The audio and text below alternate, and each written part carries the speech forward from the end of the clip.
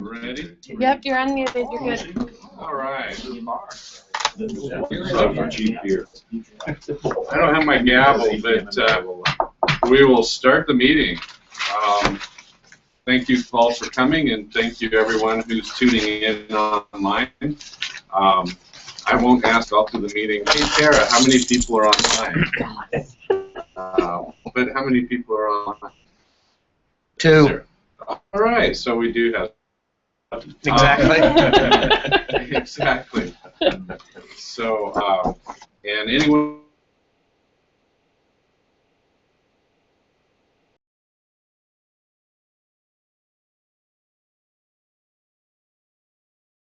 Issues, so we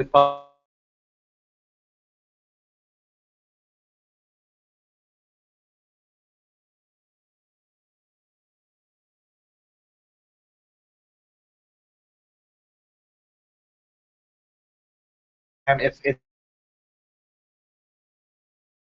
it's glitchy.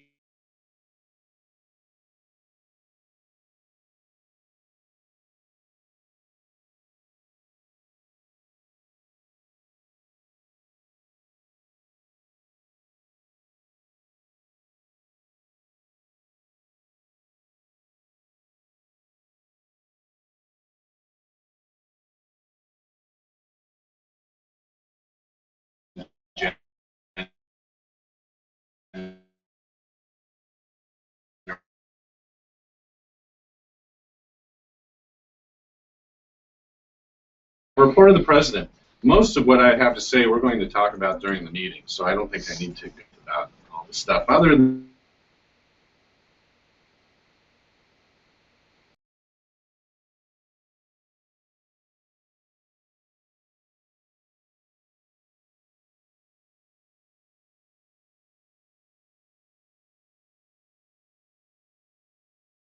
staff have done a super job continuing with the training, the scripts, leadership training, all those kinds of things that keep going. It's just been a joy.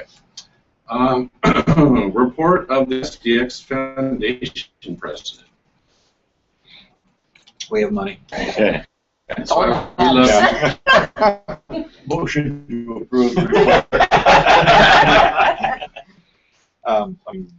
We've been pretty quiet since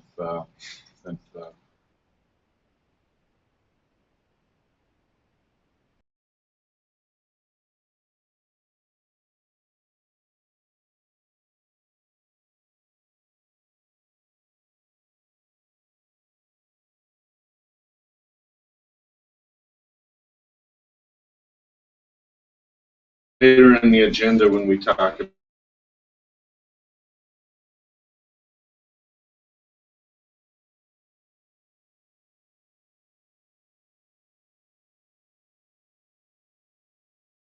about the update on the SPJ SDX division of we'll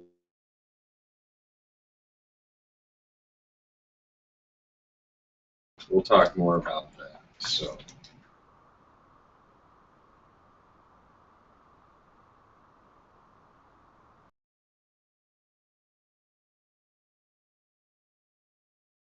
That we haven't.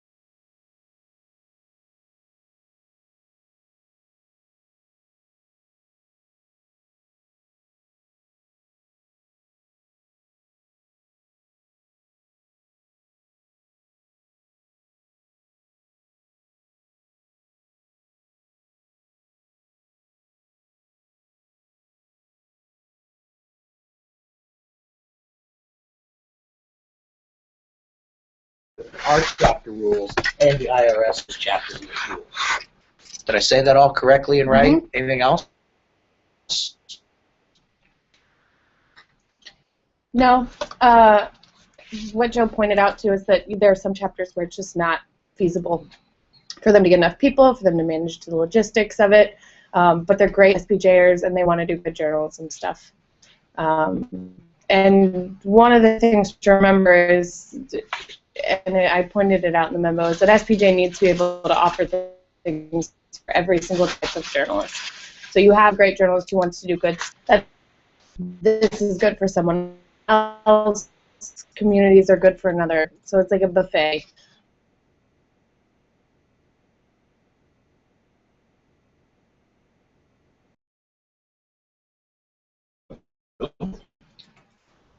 In order to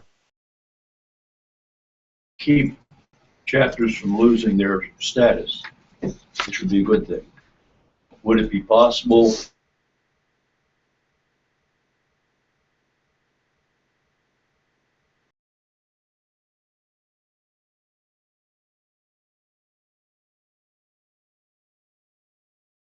With the IRS authorizing that this is actually what the funds are. Now they report to us on their annual report, and we now do ask for bank statements. So there's some way to verify how much money they have or how much money they brought in. But now we're getting into a situation where staff has to go through everybody's finances before we can honestly report to the IRS. I think that's labor intensive. And the second piece of that is, how much work do we want to put into keeping chapters alive that would prefer to not have a chapter structure but work under something different? That's where Tara and I kept coming back to, is we can probably figure out a system where we hold everybody's hand and lead them all the way through the process and do all their work for them. And the reality is they don't even want it. They want to just get together and have drinks and do programming. So that's where we kept coming back to. Is there something else we could do that makes everybody happy with depending on what they want? IRS doesn't notify them that their report is due? They actually have to read leads or something. And the messages Tara sends out and the communications we give them and the website and but the problem is the people change hands. The chapter leaders move, and you're dealing with different people each year, and they may or may not even know what their responsibilities are, as much as we try to educate. I think the problem isn't with the long-established chapters who have people who have paid attention and act like adults and have kept up. I knew long before 2006 that I had to file a postcard with the IRS. I mean, that's just part of knowing that you're a nonprofit.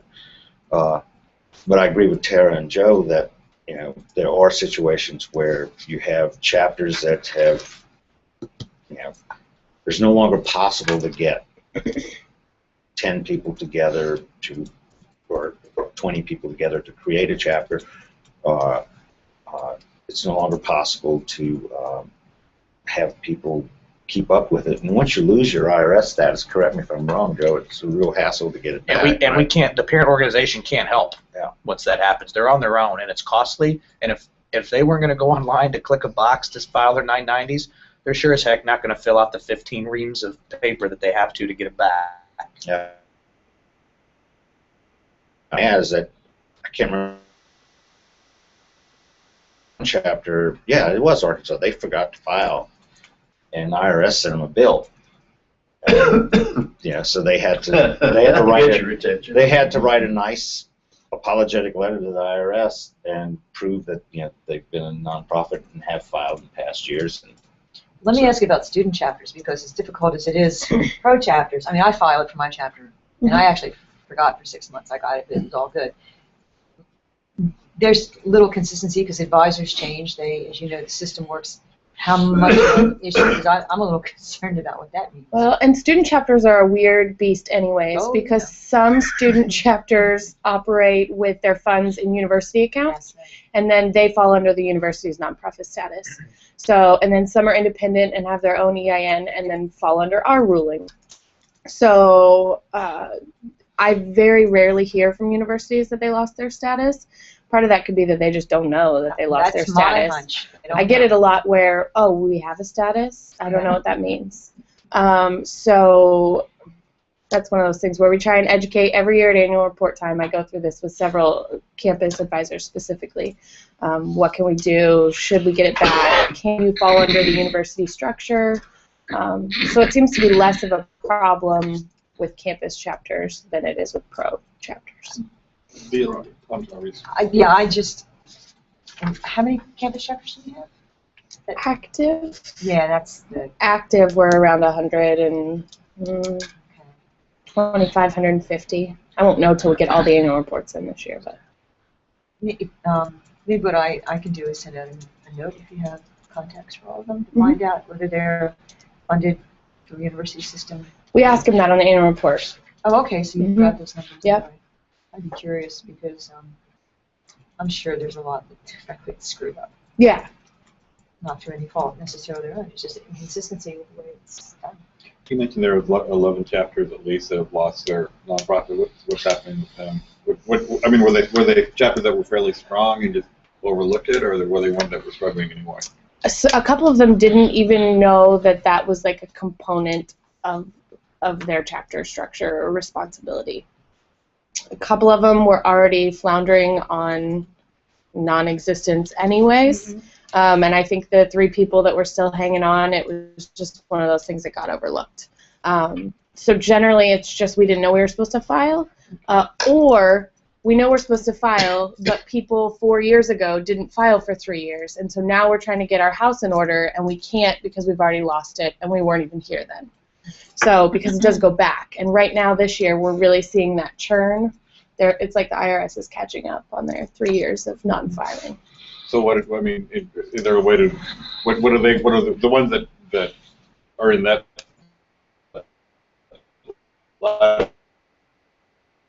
situation, what are they doing? So we don't have to worry about those. The other ones are in the process of contacting the IRS, figuring out how much it costs, figuring out the money, and the challenge is that we can't really help them from headquarters. There's kind of nothing we can do besides say call the IRS and that it makes them angry that we can't do it for them. Very. They get angry. Doesn't the IRS rule that keeps you from doing it? Right, and they feel like it's our responsibility to help them because that's what the national organization should do. And in principle, I don't disagree. Yeah. It is. I mean, we just can't help them. That's basically what the IRS is saying. If these chapters want to be legit, then they can do the work that's required, and the parent's not going to swoop in and help them. If a chapter loses its status, but it's an active chapter, what does that mean? They have to file a regular income tax report as a business? Yeah. Correct. They're a for-profit company if they don't have a non-profit status. Andy, did you have a comment? In the discussion, In discussion about how to get it back? no, and just saying that they retain it, reminding them, helping them. I don't know, because sometimes I don't always see. Like when you reach out to some of your chapters, I get copied on some of those emails, but not all RDs copy me when they reach out and send a reminder. I know when I send a reminder to chapters that their EINs and the filing time is coming, I tend to let RDs know as well. And so some great ones are good about sending reminders and kind of telling their chapters. Others don't always do that. About Bill's idea of stopping in and doing it for them, I would have no qualms about picking that up for our region if we had somebody that just wasn't getting it done. Do we have a tax attorney? We do. We do. It might just be worth asking how far out on the limb we'd be going if an RD did it based on his best knowledge, or if headquarters did it based on their best knowledge, which would be the annual report signed. It's not exactly notarized, but it's official. Even if it was just a matter of talking to them and saying, do you want this to continue? And they say, yes. Gee, we just haven't figured it out. Did you make under $25,000? Yes. Right. And if it's just that they don't talk to you or they're not interested, then it's obvious you don't do it. No. So, Tara, where do we go from here? I'm not sure. The focus on that we've been discussing so far is on the IRS things. I think bigger picture, while the tax filing has caused all this to kind of bubble to the top, is doing the administrative stuff, not having enough people to fill officer seats, not filing annual reports, things like that. That is really kind of what makes this make sense for some people. It's not just the 990. We can file 990s all day for chapters, and they'll still struggle with those administrative logistics, pulling together programs, things like that. So that's kind of where we were coming from while the taxes brought it up. Yeah, and kind of to piggyback on that, the question, we have gotten off topic, I think, a little bit about how can we save these chapters and file their 990. My question would be, why would we want to waste any time filing 990s for a group of people that don't have the resources or willingness to put on programs? So really the big picture here is, can we create something within our structure to support a group of people who want to do SPJ's work that's not a chapter? And that's what this is about. Are any of the 11 interested in becoming Maybe. pilot for this? Maybe some of them are. We do have a group that's interested. You want to talk about that a little bit? Yeah, so there's a group in Nebraska that's been working really hard for the last 2 years to get together. They're 20 people to do things right. They've had programs. Part of their challenge is geographical area that they're trying to cover, get in touch with. And then part of the challenge is they've been working at it really hard, and they now have a group of core people who are pretty close to being burnt out. But they want to do good stuff. And so we talked to them about it and their challenges and their questions, and they're incredibly interested. And so you would like to just try it out on them, see how it works in Nebraska? Yeah. You know, we It talk can't about hurt, right? the SPJ communities. Why could we not have that as an extension, an association community? I mean, it's a natural as a community. I mean, that's the kind of glue that keeps it together. When we first started talking about communities internally with, and I may have shared this with some leaders, but from staff, we thought that there may be a day, the communities as we know them now are based on, interest groups, right? And we have wondered, is there going to be a day where a community is also a group of people in an actual community? And so maybe we use the same term, maybe we don't, I don't know. I do think the community concept gives us a ton of flexibility.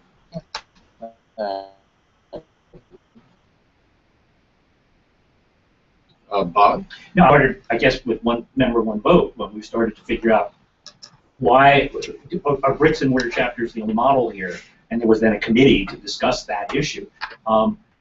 Why are we tied to a community that's physically, geographically a community? We have people all over the place who want to join, want to do SPJ things. They're looking for something that serves their interest. So whether it's environmental reporters, or it's police reporters, or it's any identifiable group of people who want to be together, why not do that?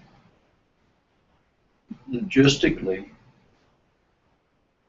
if they had a meeting, they charged $5 to get in, they'd send all the $5 to Indianapolis, and then eventually whoever they rented the hall from would get a check from Indy. Correct. Something like that, yeah. Or the money would be collected, but it comes straight to us, and it's over internet or whatever. If a currently active chapter opted to go into the format you recommend, you would then capture their treasury, bring that into Indy? That's one of the big questions we've had, and that question only applies to those already in existence. So anybody who's new, fortunately, they know. Yeah. But in that scenario, we've had a lot of discussion about how would we do it. Would we take that and set it aside on the balance sheet, and that's only for that group? Does it go into a pot overall, so that some of that money may go to somebody in another territory? Do you want to tell them what the Nebraska folks, because we posed that question to the people in Nebraska, because they do have a pot of money. So what did they say? That was their kind of challenge, is, their main concern was not that they have problems with their money funding other programs, other places. It was that if they give us all of their money and they want to have a program, what happens when the money runs out? Or can we guarantee that they have a program? And my answer was, we don't know. We don't have all the answers right now. But they were okay knowing that if they put money in, that they could have a program. And that was kind of about as far as we got at that point. I would like to see a system where if that, and I don't think it'll be a lot of them, where we do set aside that money on the balance sheet and we track it, and that they spend that money first, right? So whatever they're going to do, you have a pot, you're going to do this, and you're going to spend this money first. So that way you're guaranteed to spend and have all of the money that you've already raised to this point. And not another penny. And not another penny. And then when that's gone, then they can pull from that larger pot that maybe is created from others. And the challenge is, I don't know how many people we're talking, so I don't know how big of an accounting nightmare that would be. If it's 2, that's very simple. If it's 42, not so easy. What are we doing with money from the, say, the freelance community is the one that's about to debut at long last? Right. What are we doing with their money? They would have the ability to, like, it would be set aside. That's their money. It would be, and it would be want. on the balance sheet as the freelance. Correct. So that if Unless they chose to open their own bank accounts, have their own officers, and fill out the appropriate paperwork with the IRS. it would be a chapter. It's For a- essentially the same kind of structure. For a new chapter/community, is the paperwork as onerous as getting a renewal after you've blown it? From us? From the IRS? No, the IRS. Like if the DC chapter were starting today, Right. what kind of nosebleed would it be for us to get? That is super easy. The chapter contacts us and says we want to be a chapter. We say, go get a tax ID number. Here's the website. Let me know if you need help, and if they do, I do it for them. We get the EIN. I email that, actually in a letter to the IRS, and I say, this group is a subordinate of SPJ. Here's our group number, and sign my name, and it's done. And then on, it's up to them, Correct. and if they blow it, They're on their big own. trouble. Yeah. So, would you like to just play around and try this out with Nebraska and these folks and see how it goes, and then come back maybe, I don't know if Nashville 11 weeks from now is too early, Probably. but maybe an update at Nashville for the board, and maybe we can talk about it at the agenda and bounce around ideas among the full board. Yeah. Something like that. Yeah. That sounds I mean, great. good ideas. I mean, I think we need to be flexible to accommodate members, and it may take different forms. I'd just like to go on record as supporting this whole idea. I think it's of a piece with the concepts that have been expressed in Joe's vision, and of a piece with the whole idea of maintaining the organization's vitality without having to worry about the health of individual chapters. Right. Okay. Chapter structure, I mean, we all know that they run into trouble whenever the core people move on and there's nobody to step in. Do you have a concern that with this approach, where you don't have even that amount of structure, that you have those 2 or 3 or 4, 10 people wanting to do programs, and then after a couple of years, they lose interest and it just dissipates and there's no presence in Nebraska or wherever? I think that's the good thing, because they'll pop up and come and go, and so maybe there's great programming in Nebraska for a little while, and then that kind of dies down a little bit, and then there's great programming in Virginia for a while, or New Mexico for a while. But we're not spending a lot of staff time and a lot of resources trying to hold hands with these groups that are just trying to hang on. So I think, we'll find people everywhere who want to do good journalism, and if this works, great. If chapter works, great. It's just something else we can offer them. Here's why I think it actually has the potential to make it more lasting, and that's because under this structure it takes one person, just one, in an entire community that says, hey, maybe I want to bring in some speakers. I would like to meet some other journalist friends. I want to do something. Can you help me? And we can. Right now, if one person's involved, we say, okay, here's a list of everybody who lives in your state. Give them a call and see if you can get a chapter together. So critical mass of people and enough to do it. Sometimes it might just be one person, and that's far easier to find than 20 with differing schedules and differing jobs.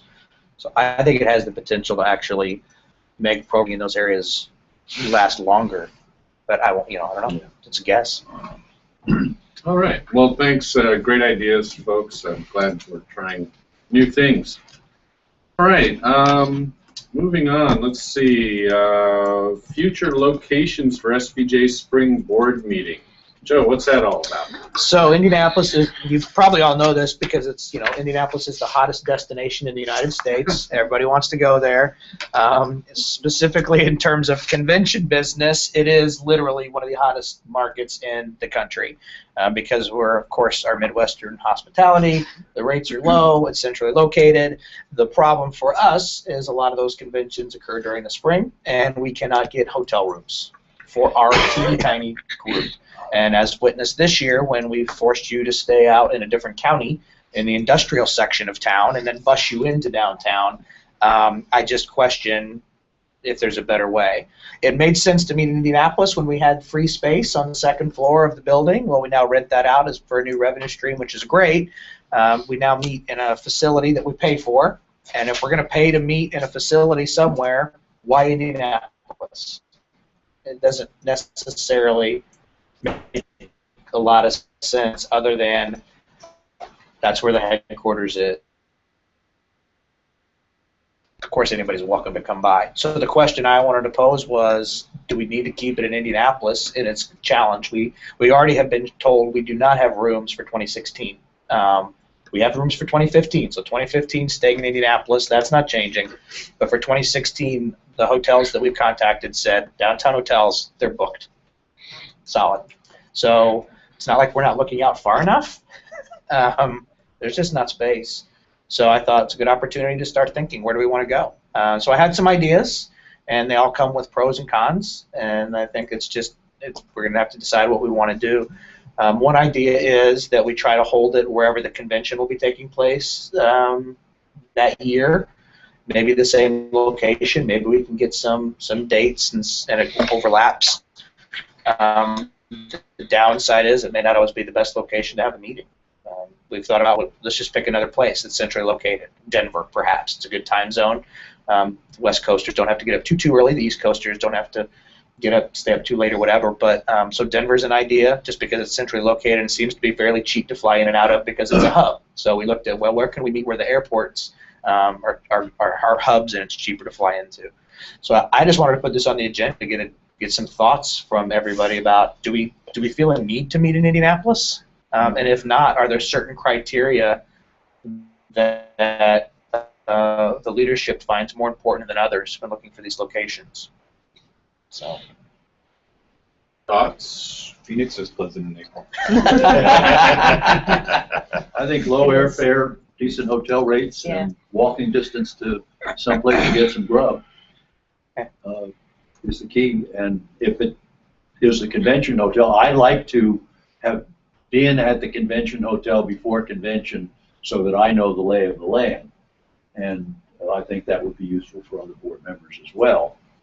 And like you say, we might have some leverage with the hotel to get a meeting room, which is all we need, right, and the convention rate for the board. Does that work, Chris? Yes. Shaking your head, yes. I even went as far as to try to guess if we could have the board meeting in a city where we're considering convention. Because then when you bring in your 23 leaders and the executives of the hotel see your 23 leaders are there having board decisions, perhaps the deal gets a little sweeter. I don't know. But the challenge there is, in the end, what if we decide that the hotel's not the one we should go with, but the board's already been there, and that's the one they're attached to, and I think that could cloud some smart decisions. I think if the money's wrong, we get unattached real quick. Yeah. Well, the best time to negotiate a contract is at the end of the calendar year, not in the spring. Right. Yeah, they're looking to meet quotas at the end of the year, so they're pushing deals. If you're looking at moving it, I mean, if you associated it with the convention hotel site, you'd be moving it around. Correct. Why not just move it around to other communities? Perhaps there's a strategic reason to have it in Fort Worth or I agree. Or Denver. Or I think we could go anywhere. The challenge is we have to get space well in advance. So do we know what those areas may be 2 years out? And maybe we do, maybe we don't. There for a while, the executive committee meetings, we tried to go to locations where there seemed to be some interest in building a chapter. And so we would try to go there and hold meetings and have receptions and things like that. And that worked for a while. But, does the group prefer to move? or want the same location every year, knowing where you're going to go? Is there a strong preference either way? Well, your board changes. I don't see where the big deal is in moving around. In fact, I think that's a bonus Okay. in many respects. Right. You know, Rebecca Baker wants us to go to Pittsburgh in the worst way, and Pittsburgh is probably nice in April. Back in the late 90s, late 90s, there were a couple of April board meetings in Indianapolis when the weather was just miserable. Right. And it did move. It went at San Diego and Phoenix, and I think one other place, and then all the East Coasters rebelled and it moved back to Indianapolis. Well, that was in the free meeting space time too. That's when we can be upstairs. One thing I will say from a staff perspective is it is easier to have it in the same place year after year because we're not putting out RFPs and finding places and looking for sites. If we find a place that we really like, we pick up the phone and call that same person and say, what are your rates going to be next year? And if they're in line, and they almost always are, then we'll be back. And it's a done deal. We check it and we're done and we move on to other things.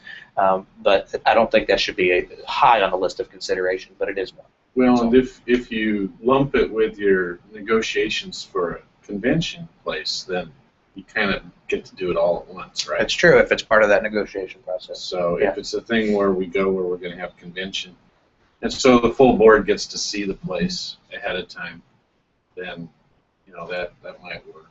Okay. We do have our convention hotel already secured for 2016, but I don't think the board would be opposed necessarily going to New Orleans for a board meeting that year, right? But then it could become part of the negotiations for 2017. It makes sense, Joe, to bring this to the board in Nashville for a decision. I mean, I feel that they should be involved since it really affects them more than the executive committee. Sure. I mean, the executive, and that's the other question. Would we then have executive committee meetings in January at the conference location? Maybe we do something different a then. little redundant. I would like January meeting someplace warm. Warm is good. Yeah.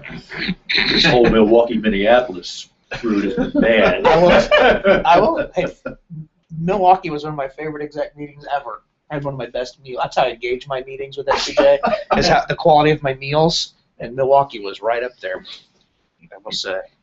I also like Fargo in December, so I'm kind of odd. Would having a decision in September be okay for your planning purposes? Yeah. All right, and so maybe a little memo we put together for the board before Nashville. Any options that you might lay out here are the option A, B, C, pros and cons. Does that sound about right? Got it. Okay. Yeah. No. I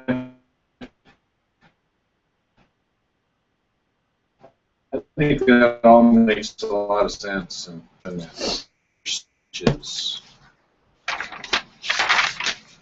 So we've been trying to figure out where should these go, or where do we want to put them, or how do we do them. Traditionally, you may recall, candidates for the regional directors positions would give their speeches during the RD meetings, and they would be elected right there during those meetings by the delegates in the room. Well, now, since of course we do one member, one vote, the question is, how do we handle these speeches?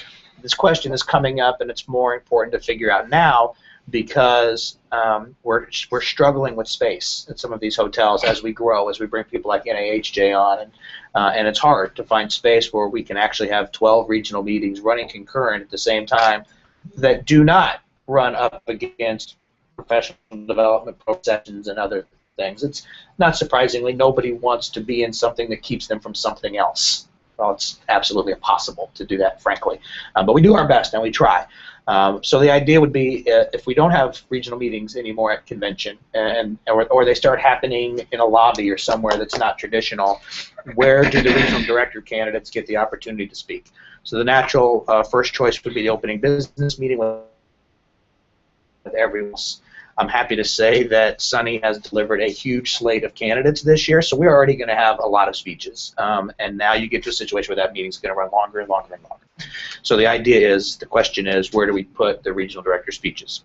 So the idea we have now is that the opening business meeting would just occur, and it would just happen as it happens now, and the meeting would end. But then what we would do is encourage people to stick around if they wanted to. but then we would record the regional director speeches in that same room, just as we have the others, and then put them up on the website at the Election Central. So the members of that region who are not there could actually see the speeches online. The regional members who are there and want to hear the speeches could actually hang out in that room. Now, it will happen after the opening business meeting closes because there's other things that happen right then. It's not ideal, it's not perfect, but we think it's a smart, good solution.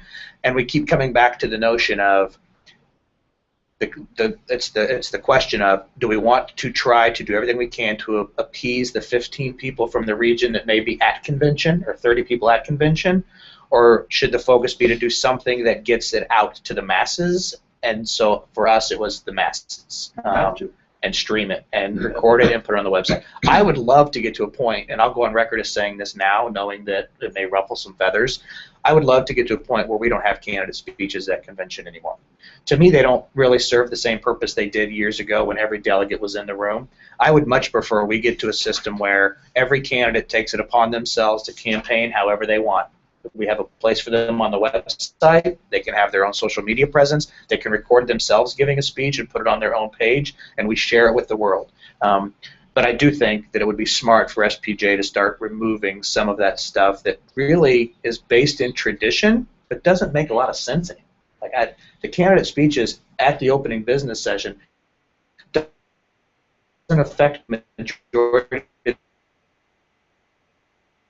the people who have the right to vote because they're valuable time, but I think it may be smart to move toward that direction. That's my opinion from a staffer who has not been a member of SPJ for 25 years. So I understand that.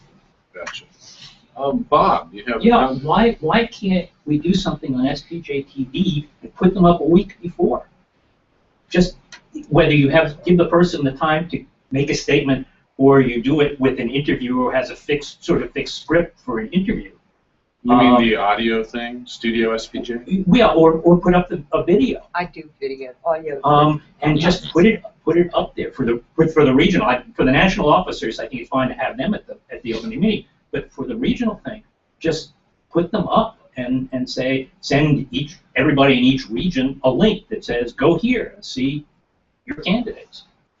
There's nothing to stop regional director candidates or any candidate for that matter from creating a video and putting it up on their website today. I understand that, but what I'm trying to say is if we want to get rid of this time that we're spending on the regional director speeches, is just institutionalize it so that it gets up there. Yeah. And I think that's kind of what Joe's saying, right? Right. Andy? I think there's kind of two parts to this. If you talk about the candidate speeches for the general convention, that's one question of whether they belong or not. I think they do. But for the regional director speeches, I would suggest more of a hybrid and give everybody the option, invite them to post their own speeches beforehand. But also at the regional meetings, allow people to make a comment there, and that doesn't affect the rest of the convention business at all. Correct. Yeah. I mean, the one danger is you could have a candidate who decides to run from the floor at the regional meeting. That's not allowed anymore in the bylaws. Have we taken that? Sorry about that. You took it out. Oh, okay. Good going, Rob. Paul? Well, what about Quickly. this? I know, Terry, you've been collecting materials from the various candidates as the spring has gone on. Mm-hmm. Why not say, have the opportunity? The idea of having a central part of the SPJ website, Election Central, I think is a valuable thing. Mm-hmm. So that you can go and you can really, where your candidates are instead of, everybody's got a link to a website if they have one, but, if they're on there, you ask for a bio, you ask for a statement, you ask for a picture. Why not ask for a video? Mm-hmm. And that way, all of a sudden that's moot. And that's on there. That gives everybody who's serious about running for a board seat or a national seat, they've got to go to the trouble to record a video if they really mean it. And then we don't have the speeches necessarily for the regionals. I agree the national seats should have, there should be speeches at convention, but the regionals, that would be an opportunity. They can have their say.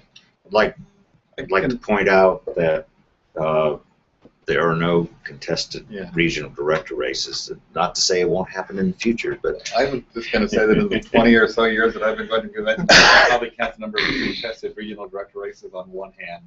I'm not even sure why this is an issue. Because when Tara and I were talking about it and we were losing regional meetings potentially, we envisioned I have one. a day. We did have one, but somebody dropped out. Yeah. We envision a day, and perhaps we're hopeful and optimistic and have drank the Kool-Aid, where they are contested. Yeah. So we're trying to set something now that will work as we move forward should they become contested. If they don't, Not gonna be contested. and if they don't, it's all a moot point and it doesn't matter. So that's kind of how we approach it, what if. With the interim student rep position, other than Brett, did anybody submit? I didn't see any videos from any. I looked at all the materials. I didn't see any. We had a couple of video clips of like work they had done, but Work they had nobody submitted like a hi, my name's Tara and I'm running for yada yada yada, Brett except did. for Brett. Yeah, okay. And that's the way I expect the students to do it, frankly, because this is how they are being trained. So maybe the students can help the pros learn how to do it. It's fairly simple, really. As I said, I'd love to all the speeches be done this way. So it's included. Bill? As is my one, I shall speak for the Luddites. I have no idea how to create a website. I have less idea how to create a video. And you're not talking about only young people running for regional director. So I don't want to shut out the people who don't feel they could compete in the new media. Call John. 10. Oh, right, John. All right. Do you want me to call him? Oh, you Totally up to you. It doesn't matter. So we're going to call John Enslin here for his portion. He wanted to call at a certain time, but on this matter, I'm hearing agreement here that this direction is where we want to go. So here's what I took away. We will encourage people to create videos, and we'll post them, and at least the links on the central. They can still speak during the regional meetings if there is one, but they won't be part of the opening meeting. Oh, hello, John. Is this you? Yes. Ah, this is Dave Coolier. Can you hold just a second? We're wrapping something up real fast. Okay, thanks. So what were you saying, Joe? So we will go forward and encourage people to create videos and put them up online, all candidates. And if they have them online, then we'll link to them or we'll post them there. But for the regional director speeches, they can do that, or they can still speak during the meetings, or they can stay after the opening business session and we'll record something for them and put it up on the website for this year, if there's a contested race. Sounds good. So basically we're just adding options for people. Correct. That's great. Groovy. And then maybe down the road we'll figure out some system for helping people make videos and that sort of thing. For Bill. It's not that. And, but yeah, I mean, You got it with a razor blade? It's as simple as this. So This might have 20-year-old 40. Yeah. all right. My son owes me big time. So That's right. so and Joe, I'll get that from you later. I didn't take notes on it. I got notes. Okay, I'll get your notes later. Okay. All right, let's move on to the portion of the meeting regarding Futures Task Force recommendations. And John Enslin here is on the line since he led the task force. And you see in your packet on page 10 their recommendations that they're proposing. And Joe, there are some things here, right, that require certain different levels of approval. So some things are happening right now, or staff can take care of. Other things, I don't know if it's executive committee. There's some things I think that are full board approval. Would you like to summarize this before John talks, or just have John talk? I think we just let John share what he has, and we'll go from there. Sounds great. John, would you like to have a few minutes here? Sure, James. Thanks for the opportunity, and happy summer, everybody. All right. Hey, John. This has been an interesting experiment, and let me give you a little background before you get into the heart of it. As you know, this task force actually started out as the name change task force, and we got done with that back in December, and early January.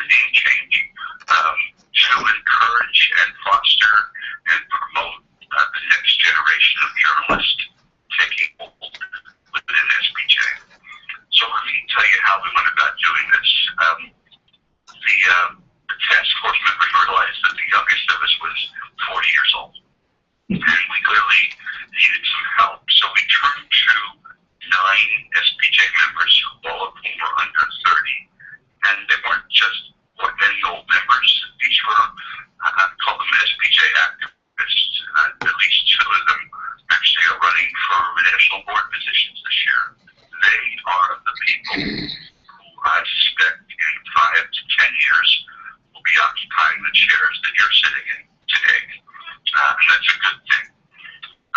They were not people that have surveyed. They surveyed about, I think, over 250 journalists under 30, both members of SPJ and non-members, folks that we're trying to find and convince to come into our fold. And they used those findings, some of which were pretty surprising, to craft their own set of recommendations, which numbered about 25, 26. What we then did was we brought those recommendations back to the older group, the over 40 group, if you will, and the older group kind of vetted them. We had some that clearly would not work, but we felt was not, accurate. There were others where there was just no consensus on the proposal, so I have eliminated those items. And what you have before you here today are 15 proposals that were crafted by the younger group, and which there was consensus from the older group, many of whom are actual SPJ board members now. So what I'm asking is, as Dave mentioned, that these are aimed at different people. Some are aimed at staff. Some are things that the president-elect and the secretary-treasurer would be able to implement on their own. Some are things for the executive committee, and some are things for the board. What I'm going to ask, if you would, today, as you go through these, if you would, is at least indicate your endorsement for those proposals, no matter who's going to carry them out, and indicate some level of endorsement for whatever number of these 15 proposals that the executive committee is comfortable with. And with that, I'll let you guys do your thing. Thank you, John, and thank you for all your work this year on this. I know it took a lot of time and some great ideas emerged. So, Joe, is this something that you would want us to walk through every item and discuss? Is that helpful to you? It is. Maybe we can limit discussion on each one, and we just do a general, do people agree with this, yes or no? And if we do, we can move on. But there will be some, and I'll try to explain at least how I see some of these things needing to happen or how they can happen. Some of them will be super quick, others may be a little longer. But I do think we should go through each one so that John, at the very least, can go back to all the folks who worked really hard on this and say they supported this for these reasons and not this. But I don't think it'll take too long. All right, so 15 individual items affecting SPJ. Do it. Let's not. Let's keep discussion to each item under an hour. If we can. I don't know if this is doable, but we're going to give it a try. Terry just left. Do you want me to run through these? Let's go for it, Joe. I'll do my best. I apologize for my voice. I don't really know. It's like I hung out at a smoky bar all night. So the first under organizations, accelerate the process of building communities within SPJ. I think I can speak for everyone when I say that's the goal, and that's the hope, and that's the plan. The specific recommendation is set a goal of establishing 3 to 5 communities. I would only say, from my perspective, the communities, I think, have to happen organically. We can certainly encourage and push and try to get people to go in that direction. I don't think it's in SPJ's business to try to create one out of thin air and hope that people will come. We've tried to do that with chapters, and sometimes it works, and rarely does it work, but it has. But we certainly could encourage groups that we already have, Gen J, education. So in my opinion, that's already done, and we should be doing that. I think you're right, and I can't speak for Dana really, but she's told me it's her goal to try to get a bunch going this next year. So yeah, I think you're right. That's on the way. Next, we ready for the next one?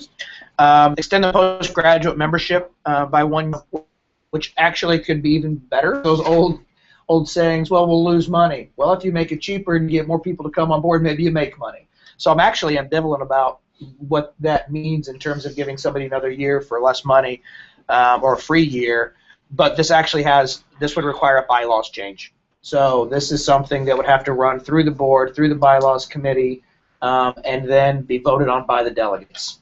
So if this group wants to entertain the notion, my opinion would be we would talk about how many post-grads we have. Maybe we could even pull some data, I'm not sure, on the people who stick around after their post-grad year, their 3-year is up, and go from there. But I think this requires a little bit more research before we can do much. In my view, of looking at the weekly figures from Linda, post-grad is the one that just goes like this. Yeah. It's crazy. Yes, that's there. Right. And I don't know, this doesn't say anything about price, I don't think, but is there a way to increase it just a little bit and help make up for that? I think those are things that we should talk about. So this one I would say we need to look at it further. Yeah, I'd like to keep the incentive. That was some of my own thoughts. I was the one who proposed the 3 for 2. It does change the dynamic of that a little bit, but I think the importance of giving them something, adding the extra year, though, does kind of change the scenery and figuring out how to make that happen. And I also don't know that this necessarily has to tie in with that special that we offer. This is simply saying if you're 4 years out of school, you also pay $37.50. Yeah. So right now, their 4th year out of school, they would pay the full $75. This is extending that by 1 year. Maybe we do create a new special, or maybe we just say, hey, if you buy 2, you get 1 free, and then that's it. Or maybe we don't change it. I don't know. But this is just saying if you're 4 years out of school, you pay $37.50 instead of $75. Is it realistic to have this bylaws change ready for Nashville in 11 weeks? No, because we have to notify chapters of any potential bylaws changes 60 days before the convention, so that would be like July 1.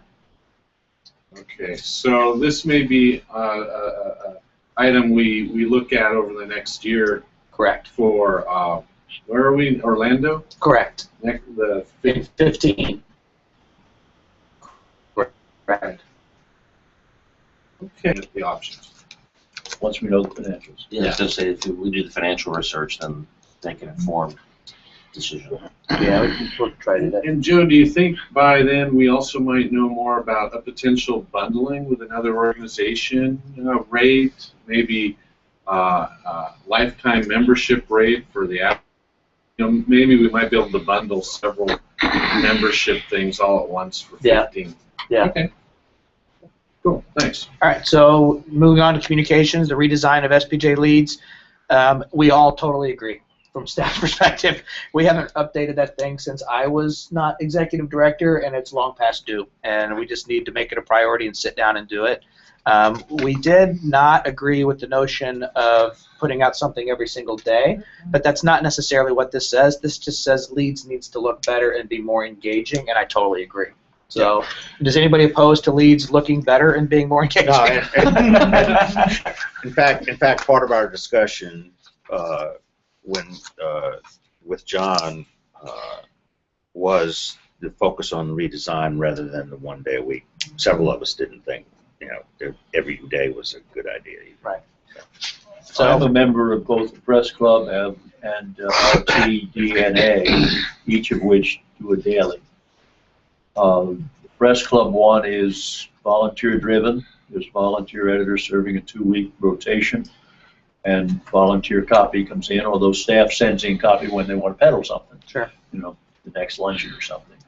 RTDNA usually has a new lead and something they picked up off of some aggregator, and then the same stories down bottom. So if you read it once a week, you probably get the idea. Right. The stories just kind of push towards the bottom. But it does go out daily, and it's a reminder that you're a member of something. Do you like it daily? I read it daily. Yeah. If you have a lot of time. Catherine? I'm also a member of the Association of Healthcare Journalists, and I think I've asked this before, but I don't really remember the answer. We have a listserv, and that's the thing that keeps me closest to the association. We ask how to get source people. We ask anything and everything and you can flip through it. People write in when they want to. I think but it keeps me closer to the association than anything else. Okay. So, Joe, do you need any feedback on that, guidance? No, but at any point in time, if the group feels strongly about going to something every day, we can talk about it. It's the age-old question. You ask the members what they want, and half will say, "I don't like you filling up my inbox every day," and the other half will say, "I'd really like to have something every day." So, what do you do? And but at the current staffing level, I do think we're getting ready to hire a new communications person. I don't think it would be wise to have that person spending a lot of time scouring the web each day trying to fill something just so we can send it out to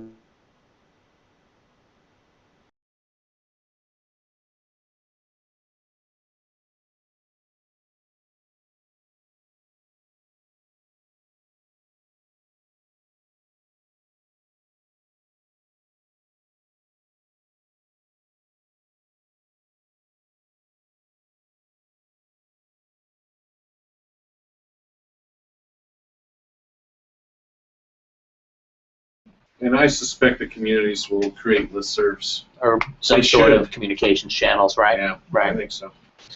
The next one is create a new email targeted specifically for student and postgraduate members.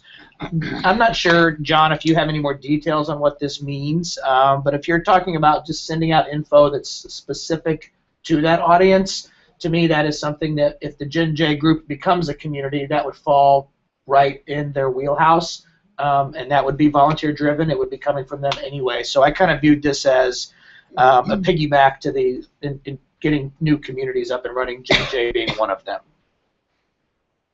Right. And we have heard that the Gen Jers want to start a community. That's the last I've heard anyway. Right. So, okay. And we'll be able to give their leadership a roster of who is within that the community, and they can communicate with those folks whenever, however they want. Okay. All right. Having an item in SPJ leads every week that is specifically geared to younger members, I mean, that's not too big of an ask. I think we probably, if you look at it, most days, most weeks, we have that anyway. Yeah. Just make sure you do. Right. We've actually started doing on our social media posting jobs as well, like linking people to jobs. So that's something we've made a conscious effort to do. There's no reason we can't do that in SPJ Leads. We have to, and we'll get to this eventually about the job bank. We do have some contractual issues with the job bank that we have now and what we can do in terms of posting, like sending people to other job places. But anyway. And John, you say here that 62% of these folks prefer email as a method. Yeah, that was one of the most surprising findings of the survey. We all thought they would be more inclined to want communication or social media, but no, 62% prefer email. What was the second highest method? I believe Facebook is the second. No, Twitter. Twitter and then Facebook. Oh, interesting. But Okay. it was a significant difference. Okay, thank you. All right, Joe? Actively market SPJ to non-members who apply for MOE awards. I agree we should do that, and we can try to figure out ways to do that more effectively. The challenge is a large number of people who enter the MOE awards are not the students themselves. So the contact information we have is not necessarily from the winners, and that makes it very, very, very difficult. And who are they? They're the advisors. They're one student who may enter multiple students if they're the editor of the newspaper or the news director of the station or whatever. But we certainly, I think, could do more to reach out to those individuals and ask them to market SPJ. So I think that's an area we have a lot of improvement we could work on. But it's not as easy as reaching. It's not easy to reach each one of those. I think it would be equally beneficial to go after the people who enter the SDX contest. I agree. I'd love to see people who were in that room last night join SPJ. And we do that. That's easier to track than the 5,000 entries we get from MOE. SDX is a little more manageable. Do we email the winners? Correct. Yeah. Yeah. We thank them, and then I think actually, at least we used to. I'm not sure. I think we used to send out a survey thanking them first, and then asking them to join and please consider. And here's the link and that kind of stuff. But it's in an email. That's. So could we do more different? I think we probably could.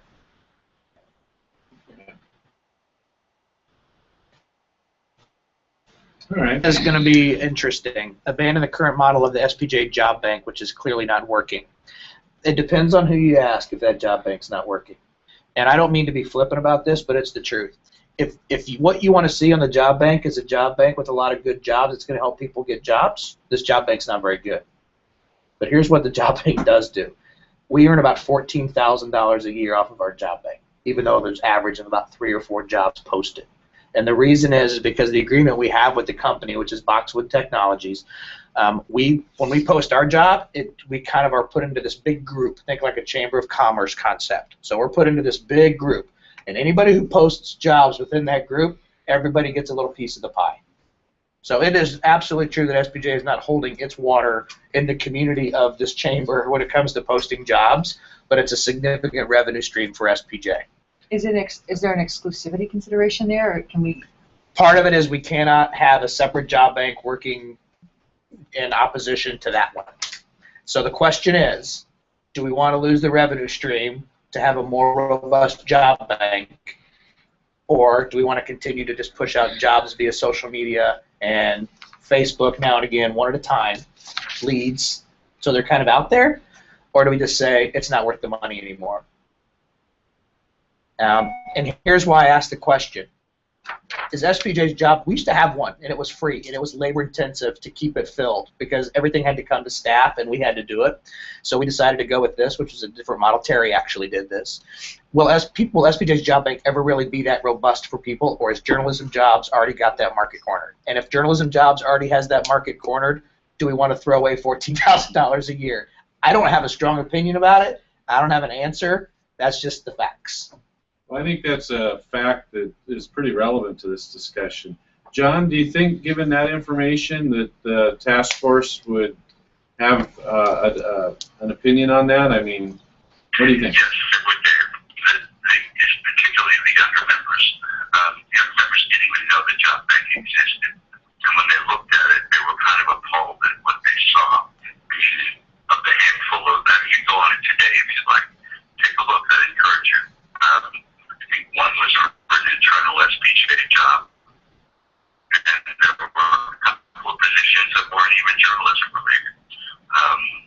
If you're trying to, and Joe was right, journalism jobs is out there, but they're not the only one out there. And one of the things that caught me by surprise was the discussion among the older members of the task force. Sonny said something very telling, which is this. He said, he's the recruit.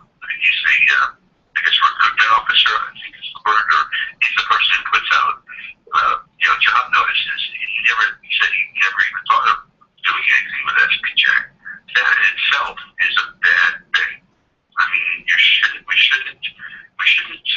leave the field to others all the time. And when you're trying to create a value-added membership, putting out a job ad at the end of every SPJ leads will actually make people read through the bottom of SPJ leads. And it's not something that will just benefit young members, but it'll be appealing to those of us who have been in the business for a while.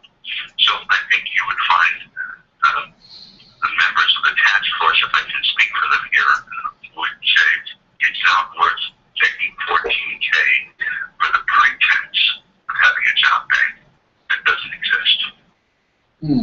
Interesting. Thoughts on that?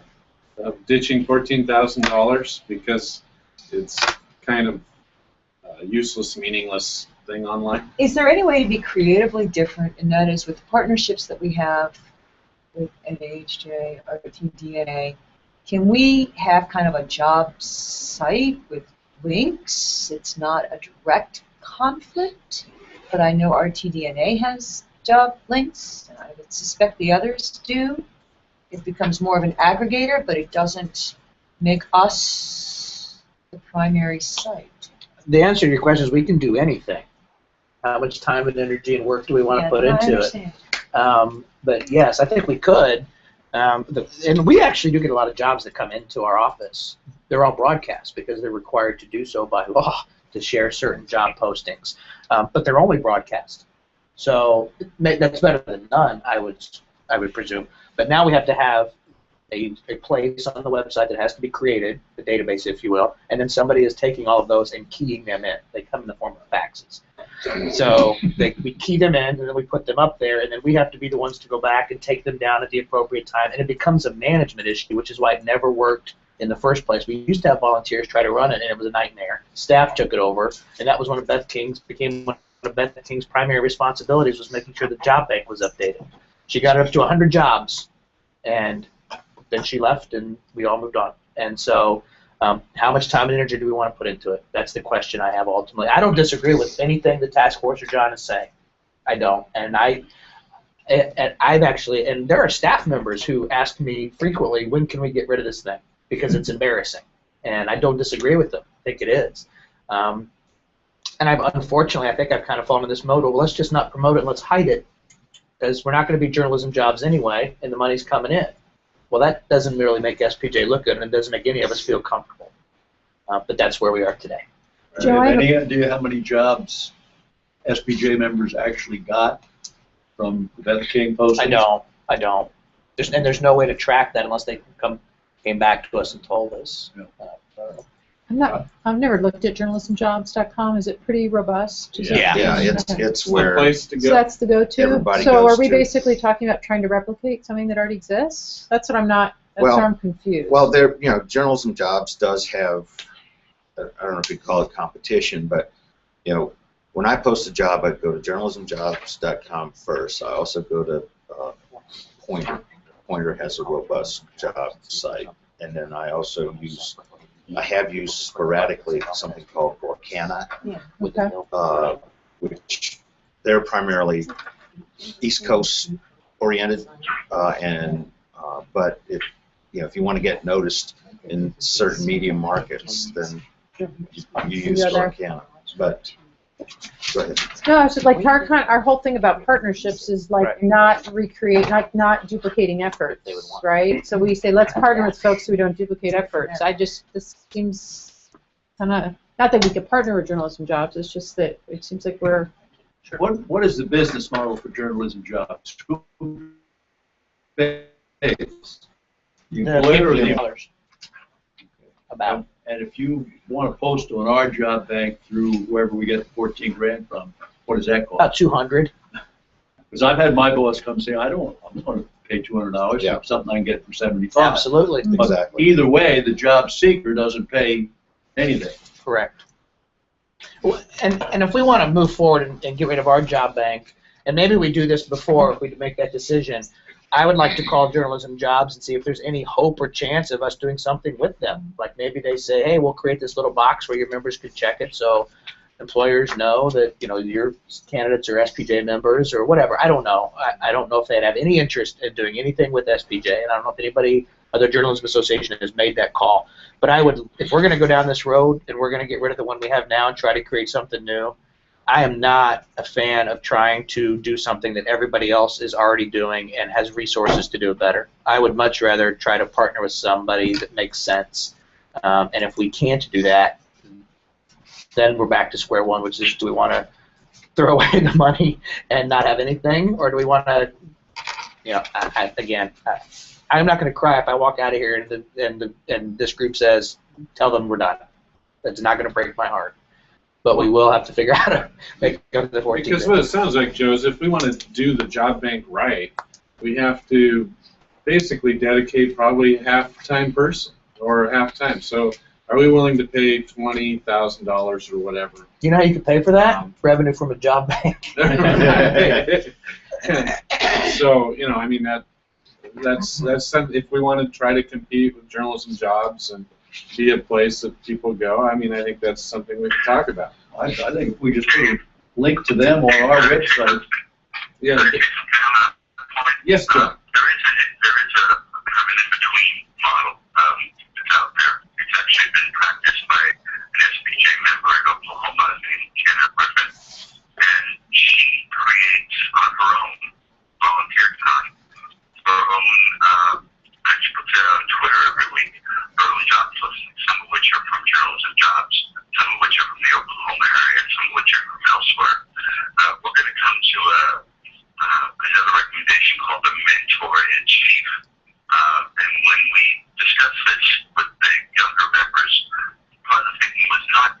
institutional, SPJ job bank with taking up half to 20 hours a week of a staffer, but have a volunteer-driven event.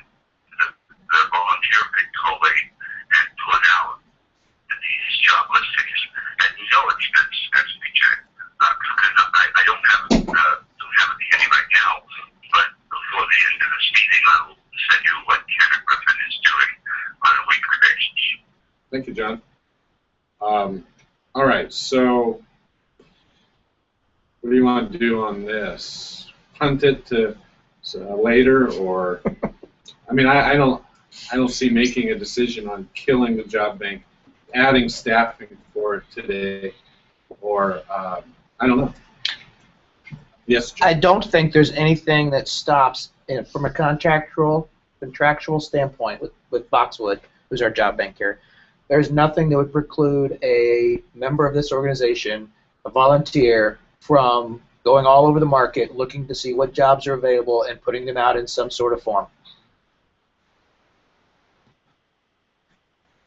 So if this committee and if this group and Jen J wants to do that, maybe that's part of something the community does, and that becomes a regular feature on their page, on their website, or some sort of social media stream, and they're just telling everybody where all these jobs are. I don't think we would be outside the bounds of our contract. Okay. Well, what I recommend is we continue the discussion on this item. Rather than make and we can make a decision on this today if you want, or at least a recommendation or whatever. But I think giving up $14,000 today might be inadvisable without further discussion, particularly with the board. I agree. I would like Joe to, maybe Nashville's probably too soon to come back with an idea, but some idea of how we could replace $14,000. Raise dues. Okay. All those in favor of raising dues? 3 hours for the business meeting. As a member of the task force, I was very much in favor of the recommendation to eliminate the job bank. The information Joe provides is staggering. But I think that we have to be very mindful of the perception of what do people want out of SPJ, and getting job leads is very high on the list, and fed into several recommendations. And I don't think we can just stop at, well, that's the crazy uncle in the closet, don't mind him, that's all we do. We have to figure out some way to provide, to put people in touch with jobs. Now, I love the idea of partnership. But there are other things that we can do in the meantime. There are chapters that are already doing this. Chicago, we looked at the Chicago site as we talked, and there's a ton of jobs there. If there's a way that we could just link to the Chicago site, and so if somebody comes to spj.org and says, hey, here's a bunch of jobs, they're all over the Midwest, but there's other chapters too that are doing stuff. Long Island has a job bank. But just so that we can put some kind of face on, yes, we're aware that people want jobs, and here's some of them that are out there. It's not perfect, but this is what we've got. That would be much better than 2 listings for, city PIO in Illinois. Is it just like aggregating and putting together links from the other chapters and putting that as its own location here? What's happening job-wise in cities where we have chapters, jobs that are available in those towns? All right, Joe. Well, let's put that on the agenda for further discussion, because it looks like there are a lot of options, and we have to decide whether we want to throw more weight into this or kill it. And in the meantime, we'll be more conscientious about including a job listing in Leads and maybe tweeting some more out over social media and at least increasing that a little bit. And John, if you could email me the name of that person you mentioned in Oklahoma, then we can at least include that what this person's doing in Leads. I think that's pretty cool. Yeah, it's Kenneth Griffin. Okay. And it's Prof KRG is her Prof KRG is her Twitter handle, I think. Okay. All right, let's move on. We're almost halfway through, and I have to go back. We're halfway through the meeting, so let's roll. Solicit free job and internship postings from employees. Make listings available to SPJ members only. I think that's kind of what we're talking about with the whole job listings and job bank. So I think we've hashed that out, right? Am I missing something here? Yeah. Okay. Appoint a mentor-in-chief and national volunteer. I am all in favor of that. Fully support it. We can try to give them whatever resources they need. As you know, from a staff's perspective, our opinion is volunteer efforts will come and go. And if the organization is comfortable starting something with a volunteer, knowing that it may not last or continue after that volunteer steps down, then there's no reason we can't start this tomorrow. The group can find somebody and we can start. We can help them get going, but it would be completely volunteer-driven. I nominate John Enslin as mentor-in-chief. Well, John, did you all have an idea of someone? Well, to be honest, this woman Kenna in Oklahoma was the model I was thinking of, but I don't know her. I haven't spoken to her, and she may just simply not be interested. But she is somebody that I had in mind, but I have no contact with her. All right. And this might be something that's incorporated structurally into a community, the Gen J community as well. Right. You know, they just have an officer position of mentor in residence or whatever, mentor in chief. But in the meantime, certainly anybody could step up and do that. We have struggled with mentor programs since I have been at SPJ, and we still have not done it very well. The closest, what we have now is the closest we've come to being somewhat successful. Yeah, and it's a Facebook model, more or less. So, but anyway, we're all for it. If John or the committee wants to come up with a name and we want to start helping, then we can, whatever staff it takes, Billy or Tara or I or Chris, whoever, will help them get started. The next one, offer a limited number of short-term mentorships during the national convention. We've talked about this a lot over the years too, and you may remember a couple years ago we actually put people who were new to the convention got a little badge that identified, and some people really liked it, and some people hated it, that they were being like singled out as being a newcomer, and they didn't like it. So the idea was, though, that existing members would reach out and say, "Hey, welcome, thanks, we're glad you could come." And I think a lot of people who wore those ribbons never got a handshake from anyone. So our longtime members and our regular attendees did do a very good job of making themselves available. But did we not promote it well enough? I don't know. You ask all those questions. I think on this one, what I'd like to do is call Mark Horvath at IRE and get in touch with the person on his staff who manages this program and to see how it works and how labor-intensive it might be and how it goes. So before we make a decision on whether or not it's feasible, then I think I'd prefer to talk to Mark and see how he does it. Good idea. Okay. I can see how that. I mean, I can see how that might be. That's an easier model to do than a long-term mentorship where you're trying to do it by phone. And from my own personal experience, I'm not very good at following through. Right. And a 3-day mentorship would be a whole lot easier. And we have done something kind of similar to this for the Diversity Leadership Fellows, but they were paired up. It used to be they were paired up with a board member, and then we tried a little harder to match them to somebody that made sense. And it does take time to try to find those matches. But I'm curious to see if Mark, it's something that just happens between members on their own. I'd like to see a system where somebody says, "Hey, I'm going to be at IRE or going to be at the SPJ's EIJ convention. Like, is anybody out there willing to help me out for a few days?" But again, if our folks didn't reach out to shake hands when somebody was standing in front of their face, would they go onto a website and say, "Hey, I'd be happy"? So let me talk to Mark on that one, I would say. All right. Great. Do everything possible at the national level to encourage regional directors and local chapters to host networking events and sessions focusing on career development. Okay. We will encourage, and Tara will, and she does actually already. I think what we talked about earlier with the decentralization concept, where we're just having groups of people meet regularly, networking events are the easiest to pull off quickly with a little number of people. So I actually think this kind of stuff is going to start happening more and more if we move forward with what we're going to try to do with Nebraska. I will just say we can encourage chapters to do all kinds of stuff, and we'll make it clear to them that younger members seek out this kind of stuff, but that's what we can do. We can encourage from our perspective. Okay, sounds good. Right. And a lot of this stuff, it says some of the training requested by younger journalists included entrepreneurial journalism, branding, digital storytelling, code. If any of you have seen a lineup of the journ camps that we do around the country, this is pretty much the definition of what it is. Now that's at the national level, and we have to make stops in their hometown, I suppose. But maybe we can take that model and share that with local chapters and regional directors and say, hey, we find this content to be appealing. and then it's up to them to execute.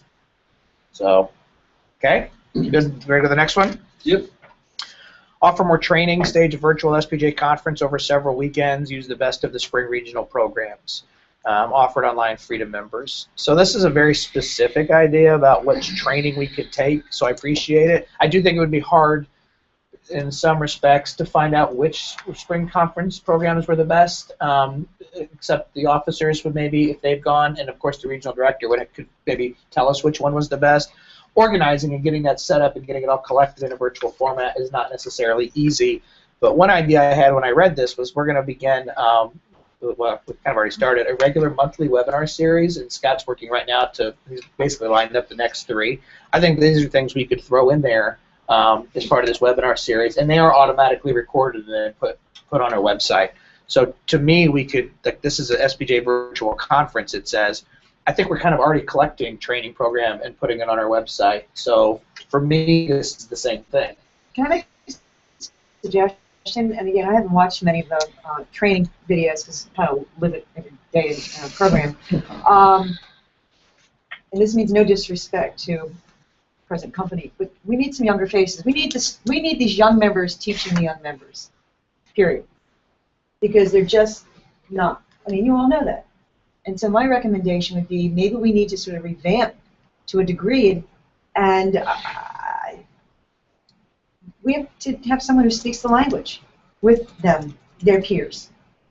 Not that we don't have the ability, not that we don't have the experience, the expertise, but I think we're looking down the road for a future image and how to bring them in. And if they're seeing the same veteran SPJ folks, that's nice, but that's not what's going to excite them. They want someone who basically reflects their generation. That's my thinking. What's wrong with them? Just saying. So, Joe, what I'm hearing is we're fully supportive of this idea. I think we can all agree this sounds great. We kind of have to figure out some logistics, how to make some of this happen. I think it actually fits within our current webinar structure. You know, the recommendation was that we have a virtual conference. My question is, how is that different than having an ongoing webinar series where stuff is coming available all the time? Is the core question here, we want more training, right? And if that's what it is, then I think we can accomplish this within this structure we already have. I guess that was my point. And John, what I'm also hearing, maybe your committee, your task force said, well, videotape some things at the regional conference and edit them together and throw it online. Everybody can see it later. Is that what you're saying? Not exactly, Dave. But let's take, for example, the best regional plumbing conference this year was Jeff Cutler.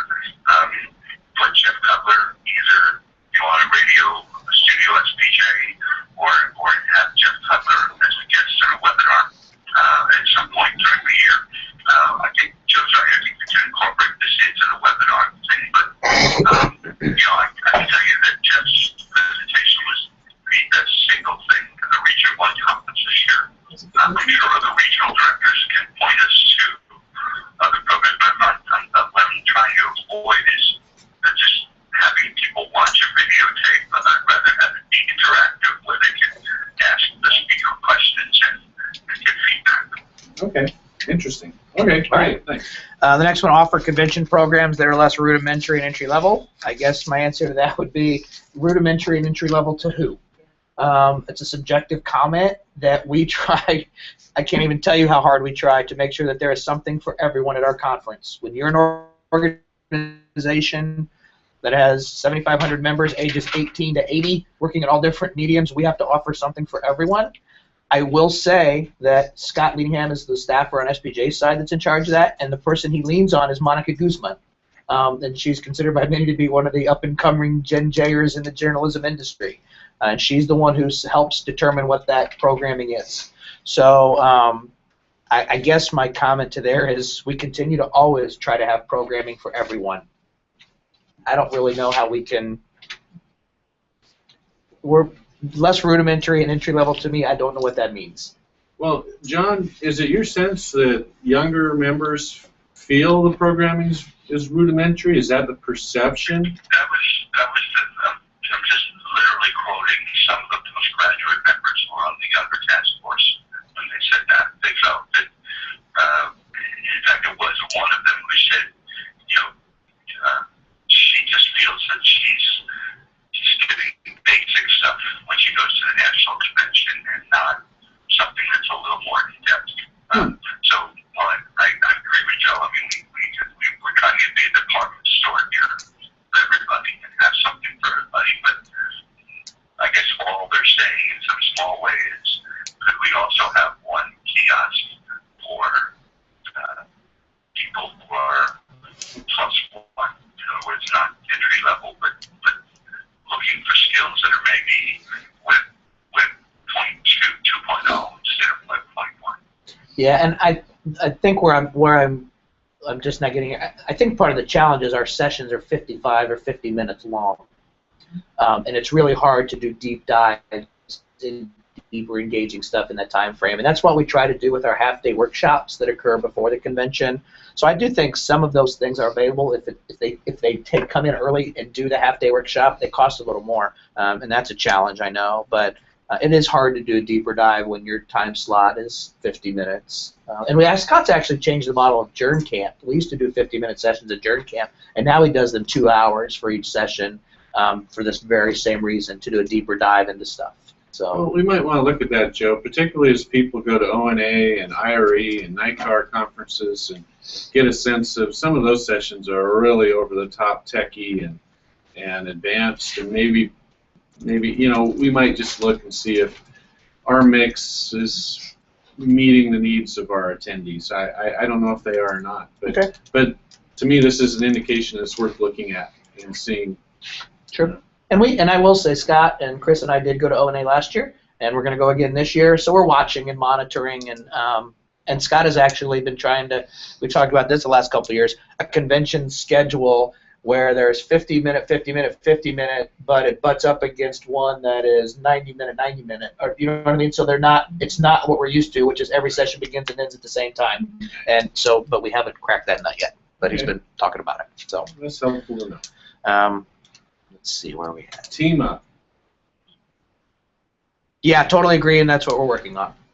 That's the whole premise of SPJ's partnership model, is let's not try to be experts on everything. Let's team up with more people and work together. So that, to me, that's done. We're working on that now.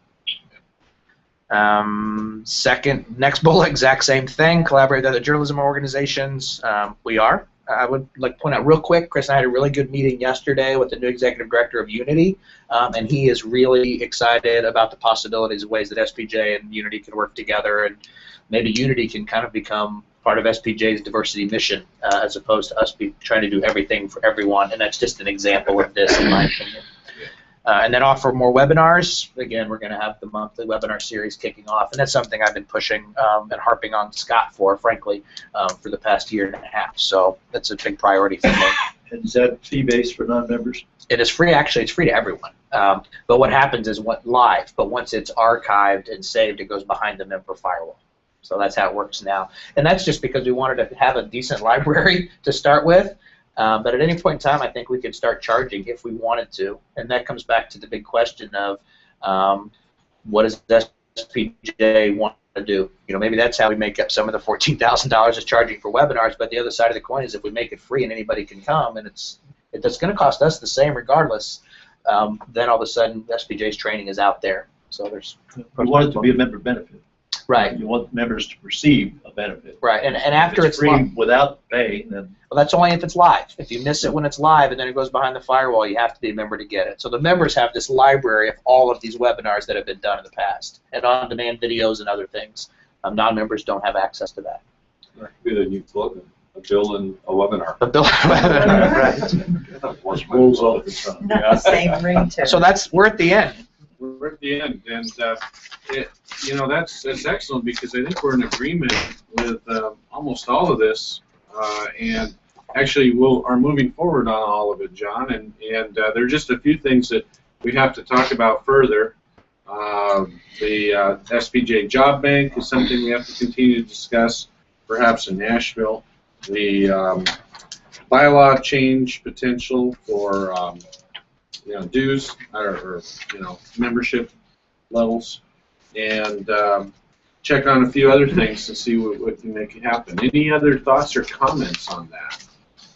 Yes, Joe. My last comment was, I think because we're already doing a lot of these things, internally we know.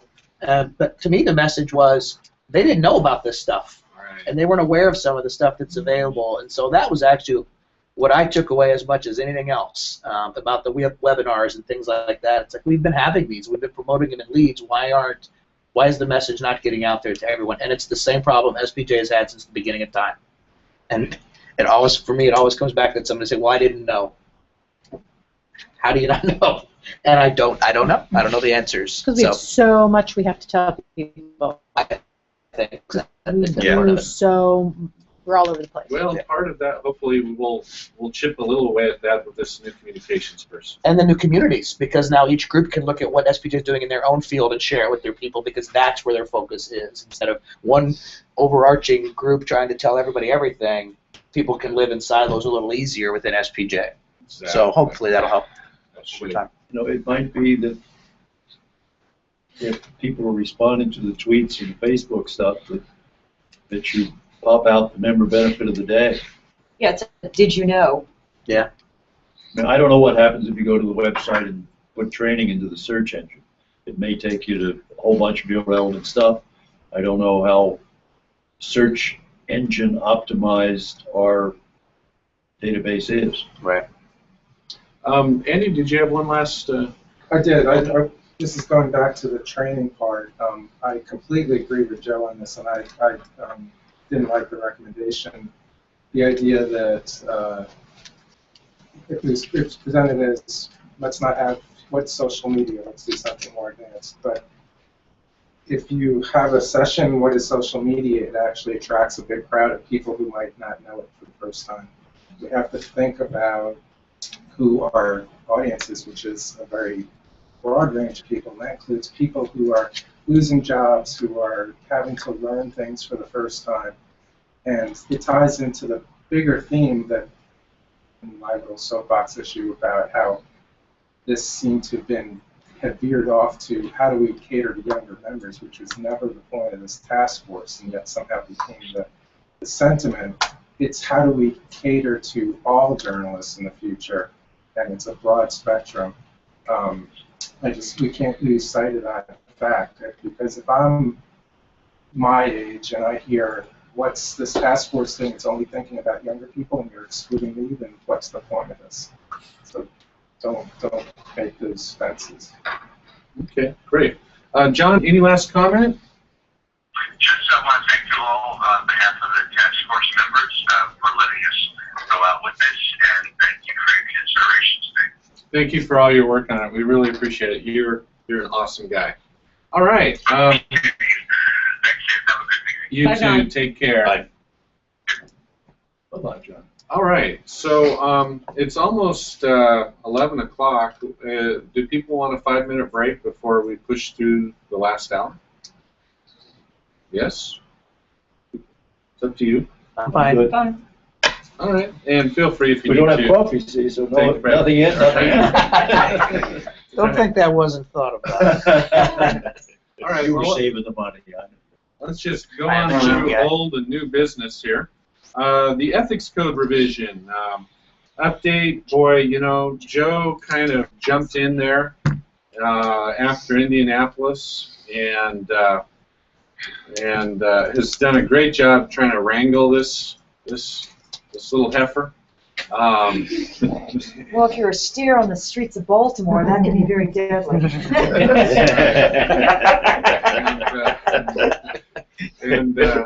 that an Arizona thing, Dave? Everything's about Arizona, Paul. And so if you look online, I hope you've had a chance to look at the website. You'll see a ton of things that Billy and Joe and others have put together, and Kevin, that were asked for by the board in Indianapolis and others to try to kind of get this out there and communicate and let everybody know what's happening. And so if you want details, feel free to take a look at that. It explains the process who's working on it, has the blog, allows people to provide feedback online, all that sort of thing. Read the current draft. And so where we are now is the committee is wrapping up its second draft based on the feedback it's received, and I believe hundreds of feedback items from people, hounding out a second version, which will be posted online. I believe July 1st is the date when that's going to be put online, so people can take a look at that again, provide further feedback. Upon that posting, I hope it highlights kind of the new changes, the highlights that people want to take a look at. Then, while still accepting feedback, this group will come together in Columbus in mid-July, July 14th or something like that, give or take, 13th, 15th? Yes, that weekend. That weekend in Columbus, and hammer out, go into a room, live streamed, very public and open, and That's not what I've heard. and hammer out the final third draft, which I feel is necessary, and not everybody may agree with me on this, but I think the committee members feel it's necessary, because doing this online, I think, is just not manageable when you have discussions where you really need everyone to discuss and debate some finer points of this. And I feel if we're going to do this, we've got to do it right. So we're going to do that, and then that third draft will be posted online. And in late July or August, we'll have a board meeting online, talk about it, and the board, this is what the board wanted to do, then either maybe vote to endorse the draft, or if it wishes, say no, or say yes, but we really feel strongly on this one point. One thing I would rather like to avoid is a conference call with 20-some people line editing the code, because I'm not sure how that would get us far. But I think definitely the board wants to be able to take a look at it and have some discussion. Then, of course, it goes to Nashville in 11 weeks from now for the delegates to consider. And they can choose to accept it, or accept it with some changes, or reject it, or postpone and continue working on it. So there are a lot of options. The goal here all this year is just to have provided people the opportunity to take a look at what we'd like to do to update it, if anything, and provide something for the delegates to chew on in Nashville. And I think we are accomplishing that goal. While not everybody feels that the process has been perfect, and it probably hasn't. I mean, I think it's been pretty good. But that's where we are on the code revision. Bill, any questions? How much time is allocated at the delegate meeting for this discussion? Really good question, Joe. Do you know the answer? Well, Heather and with Chris's kicking as well have urged me and Tara to give them how much time. Tell them how much time do we need, and Tara and I are like, I don't know. So we'll just start at 8 in the morning, and we can start talking. We don't know, but it's going to be longer for sure, and we recognize that because there may be other resolutions that come up as well. So if it was normally 90 minutes, then we're probably thinking, minimum 2 hours, maybe 2.5. Just for the ethics discussion? No, just for the whole closing business meeting. Right. But that group, they could talk about the ethics thing for 2.5 hours. And so trying to guess how much time we're going to need is probably not the question. It's how much time are we going to give. And if people want to meet and go on into dinner, and the LDF reception doesn't happen, and we don't start the president's banquet till late, what are we going to do? What are the logistics? Do they have to leave? Do we have to leave the meeting room so they can strike it and put the dinner together, or? Do you remember the space? I mean, do you happen to know? that It's not in the same place. The business meeting's not in the same place as the LDF reception or the president's banquet, right? Right. So no, they never. Can You there. just never can do that because the room can never be turned in time. Yeah. Correct. Is there a relief valve, so to speak, where there can be a take as long as it takes session the night before the closing business session, so people can hash out and have their little back room, smoky room meeting and come up with something and not have to reinvent the wheel on closing business session? Well, there is going to be a session about the Ethics Code at convention, so maybe some of that can happen there. But I think what you're asking is, can the delegates get into a room? And I don't know. I mean, that essentially the delegates would be meeting outside of the closing business meeting. Do they all want to be there? Do they all want to get together? Is it only for those who care? I don't know. I don't know how to answer that. I suppose we would have a place for them to go, certainly if they wanted to. You can have a place. Yeah, but it would be in the evening most likely. But there's nothing set.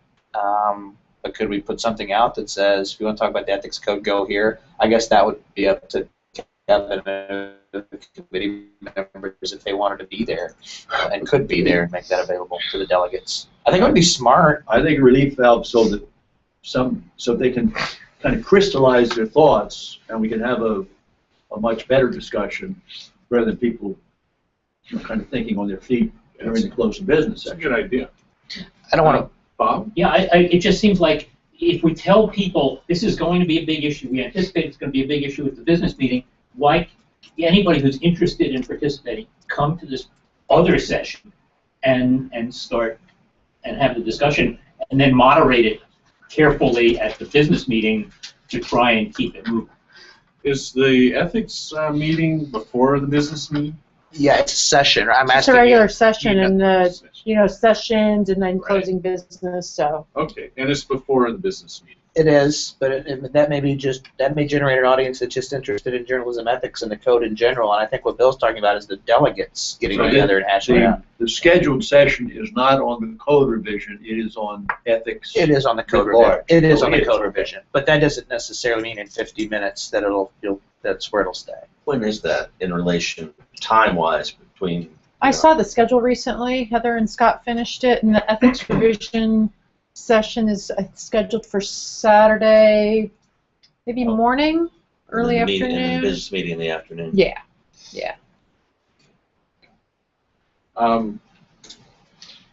Did I see a little hand there? I was going to ask, would you mind going back to address the question about the ethics committee meeting in person, and the questions that come up about the expense? In Columbus? The blog by Michael? Mm-hmm. Yeah, so Michael, I don't know if y'all had a chance to read this blog item, and he raised questions about the secret, process, and I would say it's not been secretive at all. I think we've talked about this for some time. Back in Indianapolis on Saturday, I believe I remember talking about the process because people wondered.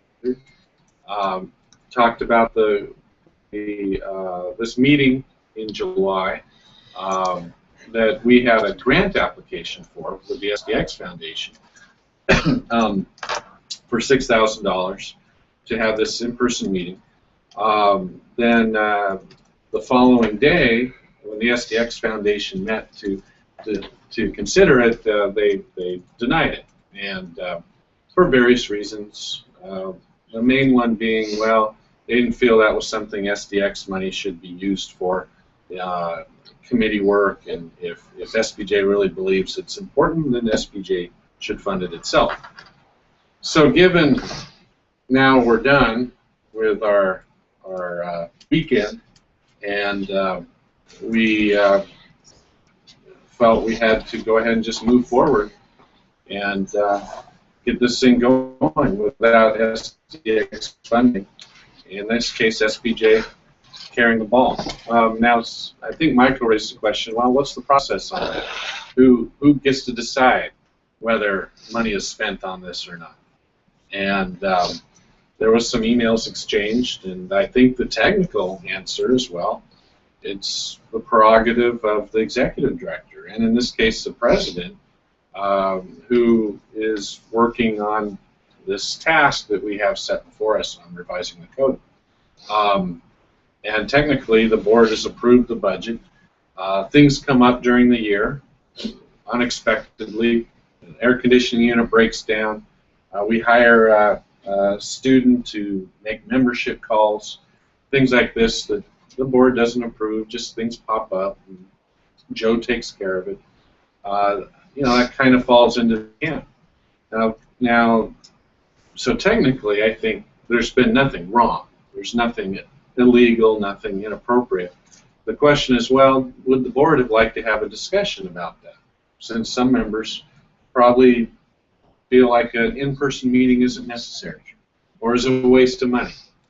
And I think that's a valid point that's raised. Should the board be able to talk about things and how things are spent? I think yes. I mean, my answer is yes on that. It just so happens we didn't have that opportunity because this came up after the board meeting. We could have that discussion on our conference call next month in August or at Nashville. I'm open to those discussions because I think all of you know I tend to veer on transparency. It tends to be my thing. So I'm completely open to that discussion. The difficulty with this, of course, is this meeting's going to happen before that discussion happens. So we could certainly have that talk in Nashville. I think would be an appropriate place if people want to talk about, you know, was that the right move or not, or that sort of thing. And I take responsibility either way. So does that answer your question, Andy? Mostly, you seem to be heading toward the answer that I was going to ask about, which I'm not sure it's the answer that some people would want, which is that the board should be able to talk about it and actually help make a decision. But it seems to be saying the board can't do that. Well, I mean, that's my understanding technically. I mean, I guess, are you suggesting we have a board meeting, conference call next week or before July and have the board discuss it, that sort of thing? It's a possibility. That's one possibility. Bill? I disagree, Dave, that the board didn't have an opportunity to talk about this. The board went over the budget. The board asked no questions about the budget. There's money in the budget to do this. If the board wanted to read any of those 30 pages of budget and ask what is this line item, and is there enough money here if we decide to have a on-site meeting for something we want to do, they could have asked that question. No one asked the question. The finance committee met. We went over the budget with a fine-tooth comb, I thought, and we discussed what questions we might get from the full board and had answers ready to deliver to the full board should anyone have asked any question. They did not, and they approved the budget. There's money in the budget for this. What's the problem? Joe, how much money was in the budget for this? There's no specific line item for a meeting of the ethics committee to do the revision. There's also no budget line item to hire a part-time person to make a membership call. There was no line item. I don't have them in front of me. I could give you 20 items that are not specifically listed in the budget because it's impossible to predict. We put this budget together 18 months before the fiscal year starts. The fiscal year starts August 1. This budget was done 18 months, approved 18 months before the end of that fiscal year. So I said that wrong when I said it starts. So we're trying to project 2 years out. 2 years. We didn't even know the ethics revision was going to actually be a topic when this budget was adopted for this year. So the question is, does the board want to vote every time something comes up that's not in the budget? And the board will be on the phone a lot. My point in asking that is because I did not see that in the budget. Joe seems to be verifying that. I would have asked about that. Yeah. And I don't think it was a surprise. I mean, I think I remember talking about this at the meeting. I don't think this is, but you know, part of it might have been, you know, particularly you, Andy, because you're very observant and you're here and you follow the meetings, and maybe you saw, oh, this is a grant application for tomorrow's meeting, right, which you attended, right. And I congratulate you. I applaud you for your dedication. Or something, whatever that is, your insanity. And so I understand. You're probably thinking, well, this would be some SDX grant, whatever. But once it comes out of the SPJ budget, well, that's another story. I get that. And I think what Joe's saying, and perhaps Bill as well, is, well, it's like a city. The city council, the board is the city council, and the city council approves a budget, and things come up through the year, and the mayor perhaps take the discretion of spending money as things pop up, and sometimes they go to the city council for it, and sometimes they don't. That's where the judgment call is. And politically, is it smarter for the city manager to put something before the city council that might be, there might be disagreement on? So with some board members, probably. In this case, the timing didn't work for that. I would certainly welcome that discussion. It just didn't work. So there are going to be times when the president, the executive director, just make a call. And out of a $1.6 million budget, and knowing how Joe is very fiscally responsible, I don't think this is an issue of fiscal irresponsibility. It's just a debate over whether people think it's a good use of money, which is valid, but I don't know. Robert? You said most of what I was going to say. I mean, it's $6,000 in $1.5 million budget. If your board is going to want to micromanage that much, then you might as well pay them as full-time employees. I mean, it's ridiculous. This is even a discussion. I mean, the board sets policy. It doesn't run the daily operation. That's what you have an executive director and a staff to do. And that's what a president makes those kind of calls on anything that might be borderline. He did it the right way. It's just the structure of things. I mean, and you cover city government, right, Andy? Boards are big picture policy issues and that sort of thing. The little nitty gritty stuff, we get in the weeds too much, I think, sometimes. And this is someone who's not going to be president in 11 weeks from now. I'm just going to 11 weeks and 3 days to be exact. And so, I mean, it's not a power thing. It's just a structural thing that works. Yeah, I mean, I don't find fault, but I'm thinking, having covered my share of state government and local governments too, and working within a state structure and a university, there are thresholds at times, though, which say once you reach this spending level, then you have to get prior approval. I'm not saying retroactively that does not apply here, but perhaps for the future, maybe that's something well worth investigating so that will automatically kick in, which would put some kind of checks and balance on it. $6,000, they did. No, I would tend to agree. 6,000. 10 might be.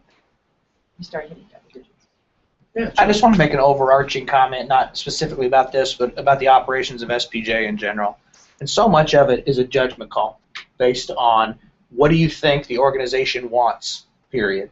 And so when we had the discussions about this, should we spend the money on it? Can we have the money on it? You originally, when we talked about this, you didn't see a need for the group to come together and spend money. You said you didn't think it was worth it. Yeah. But then when you started reaching out to people and talking to people on the committee, people who are serving on the working group but aren't members of the committee, Monica, even again involved in this, sent an email that said it's imperative that this group meet. So the question was, can we afford it? Let's see if the foundation will support it, and if the foundation doesn't, can SPJ do it? And is this something the organization finds value in? And should we do it? And I think the answers to all of those was yes, it's our code of ethics. It's one of the most important things we do. We should make this happen if we can afford it in any way, shape, or form. The question here is trying to decide on every single matter, what is the board going to choose to care about? And I fight that battle every day and ask myself the question, is this something overall that the board will support, deny? Do we need to get support from the board? My opinion in this instance was, if we cast a vote among the board, they would say we need to support the code of ethics process. If I would have asked, is the board going to support hiring a part-timer to retain membership, the board would have said yes. So I made that judgment call. My role in this was an opinion and to advise that we have the money. But to me, this is something SPJ would have supported. That was the judgment call. And we make judgment calls like that every day. Exactly. And I accept full responsibility on this decision. It was my call. And like Joe said, originally I thought it was a dumb idea. Kevin proposed it, and I'm like, really? Really? Do you need to? You know. And but Monica convinced me that it was important. I talked to Monica Goose, and she explained to me, and thinking about it, she said, if we're going to do this right, we got to do it. We don't want to do this halfway and end up with a mess come September, I think. And if people disagree with that decision, you know, that I understand, and reasonable people can disagree, and I'll take the blame or responsibility for that. I am curious what the board thinks, and I do plan to ask in Nashville, because I think conference calls are pretty bad, good discussions. But I think in Nashville we definitely will have just a discussion of how certain things work this year. I'd like to hear people's thoughts and how we want to move forward. Dana might be interested in hearing that as well.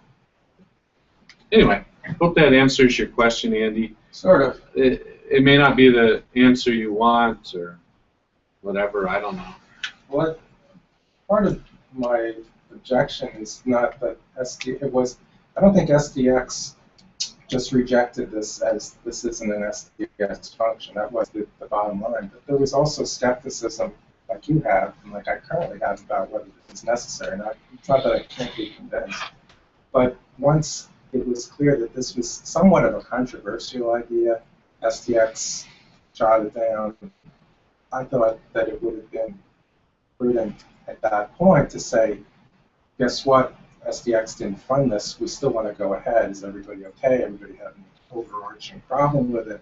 Let's just do it. I think that's a very quick discussion. And perhaps if you find out the sentiment is 22-0, then against, then well, wait, maybe we do need to figure this out.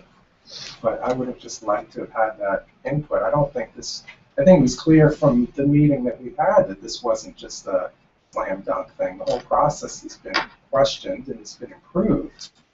But this is part of it that I don't think was just, like a no-brainer. I think we needed to talk about it. That's a good point. Fair point. In hindsight, perhaps an email to the board would have been good. Well, thank you. I appreciate that feedback. All right. Okay. Oh, I see a comment posted. Let me see. Oh, okay. There we go. It was just Tara. Me, just. Any other questions or comments regarding the code? All right. Good. Well, we are making headway there. I think it's been a good discussion all the way. Advocacy Fund update. I was hoping to have kind of the nailed down draft to you by today, but I didn't. But I'll get it out for folks to chew on. But back in Indianapolis, some folks raised some questions, very good questions, and since then, Joe's been trying to get answers from the attorneys, and has. And so I think we have a pretty good handle on the way to make this happen. And it's very doable, and it doesn't require bylaw changes or anything drastic like that. It's within the scope of our current LDA. What I plan to do is put together the details, get them out to everybody, and then hopefully have a discussion online and in our conference call. So we can perhaps launch in Nashville. That's kind of the idea there. There are some elements that probably won't happen, at least initially. Like I talked about, well, maybe a lifetime membership type situation, and funds would go toward that. We might be able to do that, but that's something that we might need to actually make some changes on to get that done. But the other things are certainly doable. Particularly with the spending of the money, which was a question. Who's in charge? How are decisions going to be made? That sort of thing. Initially, it's just an LDF function. So the LDF will be able, the committee will be able to take care of that. Because we're talking about small bits of money here initially from the endowed fund, interest off the endowed fund. Hopefully it's a lot of money eventually, but that's tough to raise for. So that's kind of the update on that. I really don't have a lot more to give you today, but stuff will be forthcoming. Freelance community update. Dana was going to talk about that, but I think I can fill in for her. They're ready to launch any day. Do we have a date? I've been on the same change you've been on, but it seems like maybe today or yesterday or tomorrow. Next week. Very soon. Right. Very soon. There's a website up. It's pretty much complete, and people can go online, sign up for the community very easily. There'll be a communication system that they devise. I suspect a listserv, and they're going to have officers, that sort of thing. So that is going to launch, I would say, in the next week or two, and we'll get the word out to everyone and all that. So the first community will actually be in existence. Yeah. And we hope that it'll serve as a good template, and we can launch the others much, much, much more quickly. Right. And Mike Fitzgerald has been leading that. We'll continue to build that. Nominees for national board, son. Okay. Thank you, Tara, once again for helping me with this. Let's see. We have a contested race for Secretary Treasurer, Lynn Walsh and David Sheets. Tony Hernandez, Manal Bopaya. Is it Bopaya? Is that how she pronounces it? Mental. Okay. Min Bopaya and Gideon Grudo for Director at Large. Campus Advisor at Large, we've got 4 people for sure. Bob Buckman has said he's running, but I don't have information. You don't have his info. But we've got Jimmy McCullum from Nashville, Dan Caterinici, Lisa Rollins, Mike Riley, and then Ayanna Stewart said she's pulling out, right? Correct. Okay. For a campus rep, we've got Lane Hillsland. Ayanna Stewart has dropped out. Ellen Eldridge, Dylan Boucher, Brett Hall, Lauren Wan, Daniel Axelrod. We've got Rebecca Baker and a guy named Ernest Owens running for Region 1. We do have a contested race for regional director. Let the new system kick in. I think I'm on my second. Ernest Owens. Owen or Owens? Owens. Owens. And I'm afraid I don't know a whole lot about him. He was an EIJ News student, journalist last year before. His bio's on the elections page too. Okay. And then, of course, Region 4, Patty Gallagher Newberry. Region 5, Deborah Givens is running to replace Sue. Rob McLean in Region 7, Eddie Gallagher is running for re-election. And in Region 9, Tom Johnson is the remaining candidate after Tom Harrelson dropped out. So. And did we find out, is that the Tom Johnson? Yes. The Tom Johnson meaning long time. Was it CNN? Yes, I believe so. All right. That's it, Sonny? Yeah. Okay. I think we're, I'm happy to say that we've got, some good contested races. So. Great. Thanks. Well done. And yeah, great job this year. And I think I've emailed y'all, right, on the status of Region 11, RD. Yeah. Okay. So everybody, early next week, I'll send an email confirming. I do have a question about that. Are we going to try to resolve that in a conference call, or how or is that strictly up to whatever Region 11 folks do? Well, the board appoints. So if Elizabeth steps down, it'll be up to the board to appoint somebody.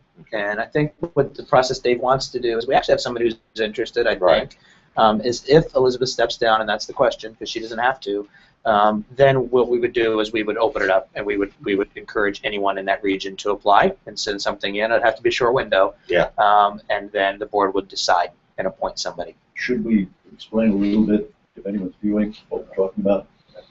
Well, the regional director from Region 11, Elizabeth Smith, has been busy this year. She's working on a dissertation and had a baby and various things. And feels like she's probably going to be busy next year, so she's volunteered to step down and let someone else take over if someone's interested, or she can fill out her term if no one's interested, just kind of do what she can.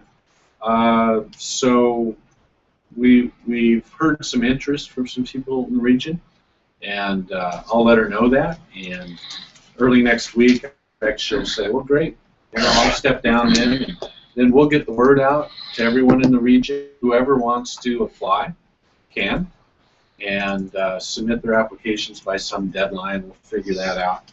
And Tara will contact everyone in the region, and then the board, in its conference call in late July or early August, can appoint someone to fill out it's a 2-year term, right? So fill out the last year of the 2-year term. So that's kind of where Region 11 stands right now. Had a good conversation with her this past week, and no hard feelings or anything like that. She just, life circumstances didn't work well for her this year. So that's where that is. All right. Okay. Staffing update. Mainly, we'll talk about the communications position, the full-time, the new one, communications strategist. The deadline has passed to apply. We received about 50 applicants overall for the position. They varied widely, as you might imagine, but I was actually surprised at the level of experience that I saw. There are people who have 15 to 20 to 25 years that have applied for this position. I did take the opportunity to email them and explain to them how SPJ's budget works, and they came back, most of them came back and said, I'm still in. And a few of them even said, you know, I've done a lot in journalism and it's a passion, and I want to work someplace that I can actually believe. So I'm going to start when I get back. That's going to be priority number one, is getting those interviews lined up and set up. I would say I put about 6 to 8 aside that I really want to talk to, and we'll go from there. So hopefully I can have somebody hired. I don't know what if somebody doesn't currently have a job, then maybe they could start the day after we interview them and offer. Somebody does, maybe 2 weeks. So I'm hoping mid-July to have that position filled, and they will be with us at EIJ. Is my plan. Great. Good.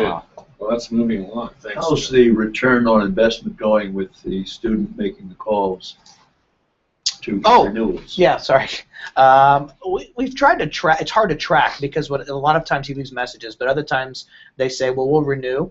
And then he checks a month after they say they're going to renew to see if they've actually renewed. About 60 to 75% of those people actually do follow through on what they're going to say, which he says is weird for him. He actually comes from his last job was he called people to solicit donations for his fraternity. So he heard a lot of people say, oh yeah, I'll give, and then they never actually gave. He's surprised that people here actually follow through with their membership. He is, at the very least, it pays for itself, and even a little more so. I would say if he makes, I've had this conversation, if he makes 10 calls and gets a hold of people, 2 to 3 of those people are renewing. And sometimes he gets them to do so right there on the phone. We still hear a lot of people who say, oh, I didn't know my membership had lapsed. And to this day, that boggles my mind. I don't know how, but clearly they didn't and they don't. What he's also doing now that we've kind of gotten caught up, is he's calling people who have recently lapsed, about a month out. He calls people now who are 6 months into their membership, and we ask them how things are going, if they've tried to connect with their local chapter, and if so, if they've had any success, any problems they may have. Make sure we have correct contact info, which is key, and that seems to be received well by most. There's always 1 or 2 who wants to know why the hell you're bugging them. I gave you my money, leave me alone, kind of thing. But he's great. He handles it in stride. So we're definitely, we're holding steady, and that pays for itself. So at the very least. Yeah, Dave, I think we ought to come back to the vacancy issue. Oh, Because bylaws say that the board appoints somebody till the next convention, and then there's an election to fill the unexpired term. That's accurate. Yes. So we need an election in Nashville? If she resigns. If she resigns, or if she It's a resigns short after the turnaround. convention, you could appoint somebody at that point to serve until the next convention. So So it's a timing issue. should we ask her to run after Nashville? I think you just go forward. Yeah, I'll just go forward. 'Cause It's I an mean, I mean, whoever you We'll have appoint, time to get the election. whoever you appoint to just be elected. Well, exactly. They could run. And but timing wise for getting on the ballot and all that's fine. We can add them a week before. Okay, great. And you want to have that region represented. Yeah, that's the absolutely. thing. If But when it's it's still possible not for her to enough, get there, then I'll just put it over So, there. so definitely, I'll contact her Monday and let her know. Yeah, you want to go ahead and do this, and we'll just do it and get it on the ballot for this. This Right. fall. And when we encourage people to fill out the term, we'll also explain at that point in time that it will be till election, and then there will be election to elect a new person. And so if you're interested in fulfilling that term, then you'd be on the ballot. Thanks, Bob, for that clarification. You guys know the bylaws. All right. Anything else on staffing? All right. Just everybody's happy on the staff. Everybody's doing well. Happy? Real happy, guys. How you guys doing down there? Nobody's quit. Yeah. All right. EIJ 14. It's all dandy. We're ready to rock and roll. We'll be in Nashville. The programming committee has made its selections, choices. The grid is on the wall at headquarters. It's a very fancy posted grid. Bill, you'd love it. Doesn't exist anywhere electronically. That's not really true. You're Luddite, you wouldn't care. You betcha. But the slots are in. I mean, we're in turn 4, and we're headed home. The program book's being put together now, and of course, as soon as we print it, it'll be outdated because somebody will change something. But we're to the point now we'll just start populating the app, getting that message out.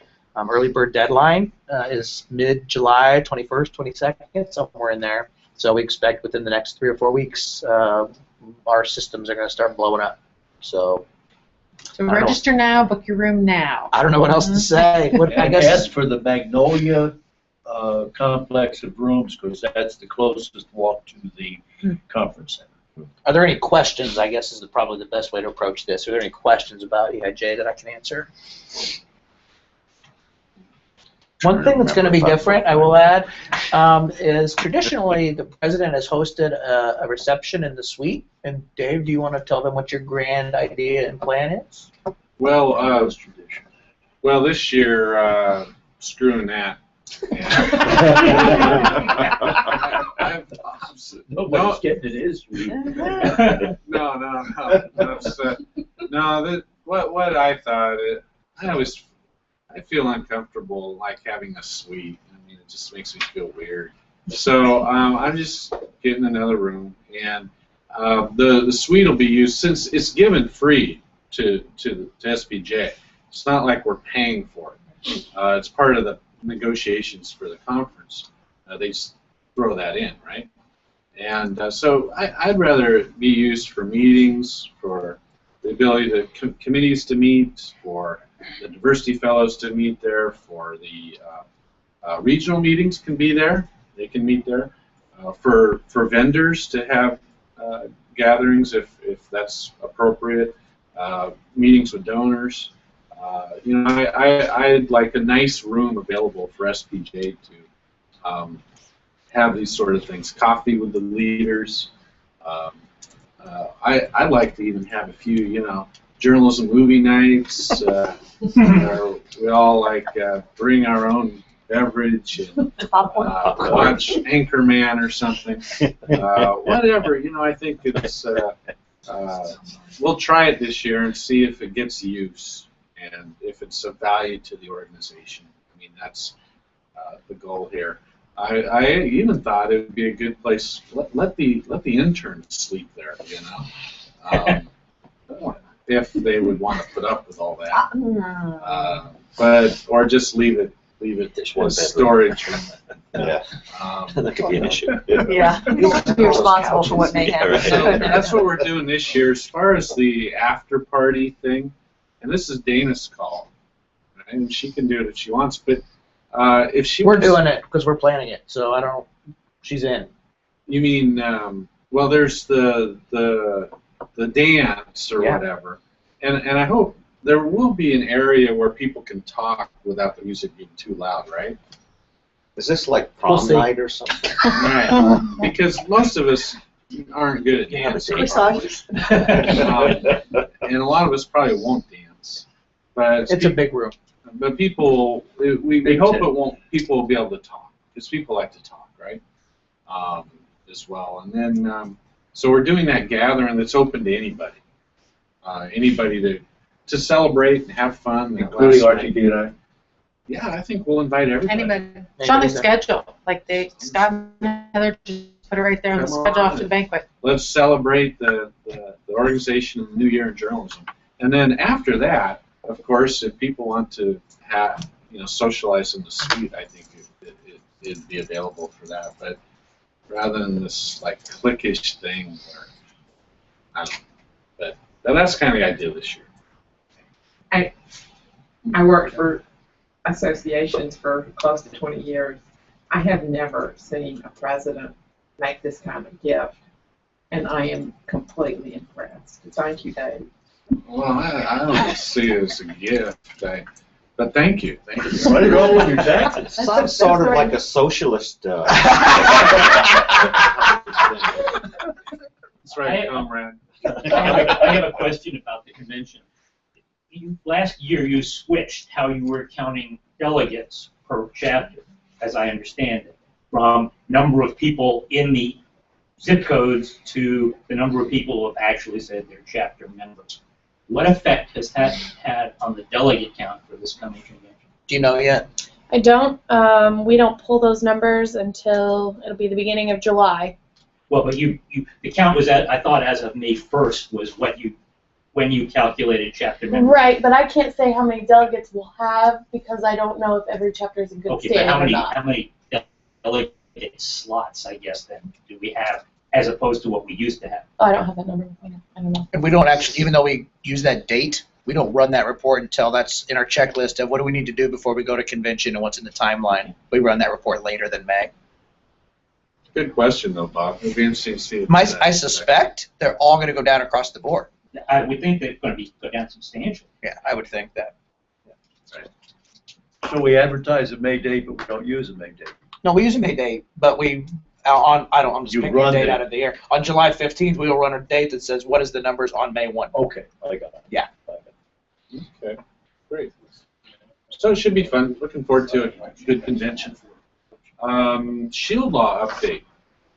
Paul, do you want to talk about that? Sure, I'd be happy to. There has been a great deal happening on the Shield Law effort.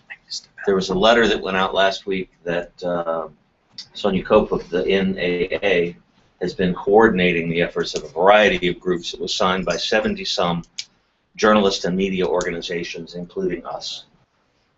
We have been working with them and following along, keeping track of the number of senators who are in favor of the Free Flow of Information Act. Senator Reid's office has signaled that unless they can get to 60 and have a filibuster-proof number, he's not going to bring it to the floor. The letter that we all sent last week said to Reid and to Mitch McConnell, the minority leader, let's get this on the floor and let's get a vote going. Currently, we are at about 54 senators, maybe 55. Yesterday, Dave visited the office of Senator Mark Udall of Colorado with Lori Babinski, our lawyer. I visited the office of Tim Kaine in the afternoon, my senator from Virginia, who inexplicably has not come forward yet. We did pick up a couple of senators last week. Mark Warner of Virginia came on board, and Bernie Sanders, who was reported as not, we learned. So we're moving forward. We're trying to see if we can't push him to get it on the floor before the end of, July, certainly early August, because after that it's going to be crazy season since it's an election year. Are these people actually co-sponsoring, or are they Not just all of them. signaling that they're on board? They're signaling that there are 24 co-sponsors in Will addition Reed to. sit still for a signal, or does he want to see co-sponsors? I don't think it's co-sponsors. I think it's support. He's doing it's a whip count. A whip count. Okay. Yeah, to find out whether he's got the votes or not. If you do get the vote in the Senate and it passes, is there time for the House to do things? I think the House You are would. talking about individual. I mean, they've always supported before, but is the clock going to run out on us? I think the House would act. I mean, because there are people there that are very much in favor of it, that would probably say, hey, if we can actually get the Senate to do this, make it fast. And the administration has signaled its support, so I think Obama would sign it if it was presented to him. The way the closed rule is being handled in the House now, if the Speaker wants it, it goes. And no amendments. It's just amazing. So yeah, the next week or two, we'll keep working, try to get up to 60. I think we have a good shot at that. And then it's in the hands of Schumer and whoever to just go ahead and try to get to the floor. And there's no predicting, depending on what other issues they're dealing with and that sort of thing. We'll see where we're at, and then we'll be where we were 3 or 4 years ago. And hopefully nothing will come up like WikiLeaks or something that'll skewer it, which is what happened 3 or 4 years ago. So, I don't know. I'm going 50-50 odds still. I think the odds are better than the last time we talked about it. Yeah, they are. They're a little better. Do you have a target list, and are we advertising the target list? Who do we need to get from 54 to 60? Where's the...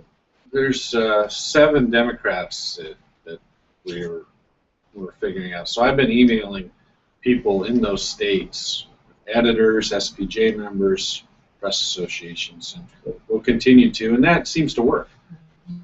You know, when they're prodded, they'll go, okay, I'll do it, and then they go do it, and that's better than just sending out something in leads. We found that doesn't work very well. Basically, I have to twist arms to get people within those states to contact their senators, because that's really the most effective. It is. Lori told me earlier this week that there does seem to be some buzz building in the fact that we have boots on the ground trying to push these people. It's working and being noticed. So there it is. We're doing what we can. Dave, did you ever get anybody in Louisiana? Not yet. Okay. That's one state I have to focus on next. But yeah. You were talking about it, just reminded me that we had exchanged email and I didn't get back to you. So. Yeah, we'll get there. So good. Has a shot this year. That would be kind of cool if it happened. Update on SPJ SDX Division of Labor. I've been looking at this as taking the checklist and doing one thing at a time. The most pressing thing that I had thought we might face because of the deadline on getting recommendations to delegates was if a bylaws change is required for CWIL. That's just very specific in the language there. And Joe, has everybody seen that memo on this group? No, I've only been sharing with you. And can you share with them? Sure. So the question is, do we need to change the bylaws? And the short answer is no. But that comes after a long conversation and some thought by our attorneys and our lawyers at Baker Hostetler. Essentially, the way that we are proposing this is that SPJ would not be, quote unquote, giving up rights to CWIL. They would simply be shifting the management responsibilities over to the foundation. And so therefore, because the foundation would then be managing the operations of CWIL, the day-to-day operations of CWIL, if you will, then there's no need to worry about changing any bylaws. Everything still would hold true. So that's pretty much the gist of it. He did, Bill is his name, Bill Culverson, did say that the bylaws are incredibly creaky, and I wouldn't have done it that way, is what he said. And if we decide that this is a relationship that works for the long term, then perhaps at some point we would want to really tighten them up or change them or address them in the bylaws. But for the short term, under the advisement of our attorney, he says go forth. It makes total sense, and it probably actually makes more sense having CWIL fall under the purview of the foundation since it's educational in nature. than it does SPJ, so that SPJ can focus on the advocacy. So he says it falls right in line with the grander plan, makes total sense, and we have the freedom to do so. The creakiness only refers to the trust. Correct. portions. Right, right. Which are creepy. Not the Lillites. Were there any other questions about that? I think the next step then is I need to redo the committee structure within SDX to create a programming type of committee. And I think we're probably still feeling our way on how hands-on our members, the board members will be, and how much we just keep doing what you're doing. I know there's some queasiness on the part of staff that Staff always wants to just keep doing what we're doing. Right, So right. we understand that. But I think there's going to initially there's going to be some interest in getting hands dirty. What's exciting? Yeah. And I think there's some good possibilities here of taking what's already great and making and perhaps adding some twist to it that from board members with that.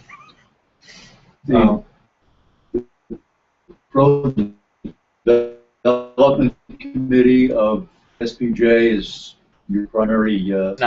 Scott Leadingham is the guy. He's in charge, and he thinks can add value to his gaps or whatever. So he uses Monica Guzman as a big sounding board. So it's mostly a staff function now. Well, convention remains SPJ. Okay. Convention won't change. Yeah. That makes sense to remain in SPJ. But there's no committee structure now that is working on the sort of programming that will be picked up by SPJ. Scott picks and chooses people as for each program. Oh, but you're asking about for Journey Camp and all those. There is no. I mean, it's probably been a staff function. To this point, but we do lean on people for guidance. We don't make those decisions. Not disenfranchising a committee. No, I was concerned. No. And then long-term question that Joe has raised is, as we move towards this new structure, do we perhaps want to look at another bylaws change on responsibility for hiring the executive director? Right now, it is vested entirely in the SPJ board, which at least the last two cycles, my memory is not good enough to go back further than that. The SDX president has been a member of the search committee, and so there's been some input from the SDX side of things. When relationships are good between the two boards, I think you can that's kind of happening organically. And when things are good, you don't need a bylaws change. If there was ever a moment when the relationship was not so good, a bylaws change, expelling out each board's duties might be a very good thing to have. But I mean, I think that's a long ways from the top of the priority list at this point. And if I can add, the timeline for this is based entirely on the budget cycle. So if the boards, I guess, give their, or foundation board, I guess, because SPJ's board pretty much said, yeah, let's do it, right? Yeah. So if the foundation board feels comfortable and says, okay, we're good, let's move forward, I have to know in January, by January, whatever January year we're talking in, because that's when we start constructing the budget for a lot of work that will have to be done behind the scenes on the budget structure, because the foundations will change fundamentally. It will go from here's your basic expenses and here's your pot of money left over to hand out to here's every single line item for every educational program we're going to be doing. So it's a lot of work. So if the foundation board doesn't make that decision in Nashville, then what we're talking about is then this new stuff would take effect the following August, so August of 2015. It'll happen in Nashville. So this is not a section of the budget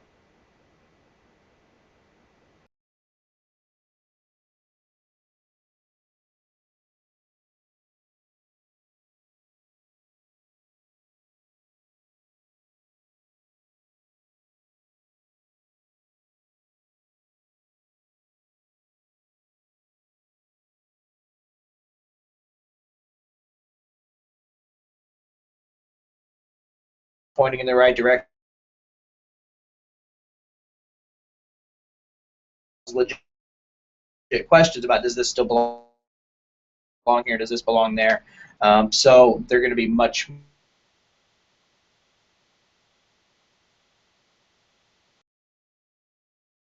scenarios we've talked about. It has been within the current budget cycle and the current budget structure. Well, every year when we put together a new budget, things could change. Economy could tank, investments could be down. Who knows? So it's not like it's going to be all of a sudden like roses every year. If the money's tight, money's going to be tight still. That's not going to change ever.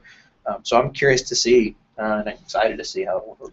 Is it possible to do a pro forma so that the two boards can take a look at a pro forma and say, oh, we didn't know it was going to do that, or wow, this really does good things? Well, there was a pro forma that was presented at the spring meeting. Yeah, it was an example based on the current year's budget of how what this year would have looked like. But you can be sure, as soon as we start plugging in numbers, if I give any hint of any red flags, then people are going to know early on. I'm very much approaching this as I think philosophically it is an amazing idea and we should do it, but I'm looking very closely at any reason that may not have it make sense anymore. All right. So thanks for working on that. I think that could end up great. All right. We come to the end of the old new business, and I think what we'll end up doing is breaking for lunch and then do executive session to talk about the awards and selecting the awards. But before then, let's go ahead and do the public comment stuff now rather than have people come back, because that would be a waste of their time. So I know, Catherine, you wanted to highlight a few things with folks. So what did you want to talk about? Should I I know what you want to talk about. Should I scream from here or what? Yeah, I mean, it's up We'll to just you. turn the camera around so That's that you a good can see. Does that work?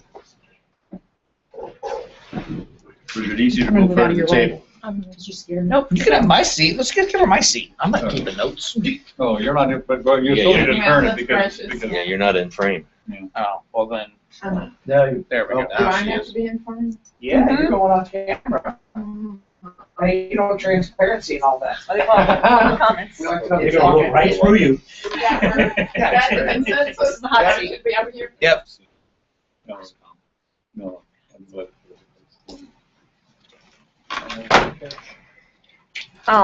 Well, the issue of what we call censorship by PIO, for lack of a better name, has gone further in a little over a year than at one time I was scared it would ever do. And a lot of people have done a lot of things on this. Sonny's column was absolutely pioneering. I was so glad that somebody with some authority finally put it in writing. Dave has been absolutely instrumental again and again. I would say it's hot. I forgot to hand this out. I gave you sort of a list of things that have happening or are happening. I wish everybody could see the way that editor and publisher treated my op-ed that came out in May, because it used in paper, because it used Carolyn's surveys and you used a lot of pie charts and graphics and spread it out over 6 pages. I mean, I was impressed with their treatment of it. The issue is hot in the National Press Club. We had a meeting this month, which it was the regular Freedom of Press Committee meeting, but for whatever reason, a person that was sort of close to power attended, and we spent almost the whole meeting just peppering her with this. And I don't know where that will go, but clearly the the members of the committee were hot about it. I continuously, it's one of the strangest things I've ever dealt with, I've ever seen in my life, because there's a lot of outrage out there. I can just say 3 words, and a reporter will go, I know, and just go off. On the other hand, it's still coalescing. We don't. There's naysayers. There's people saying we can't do anything about it. But I think we can do something about it, because I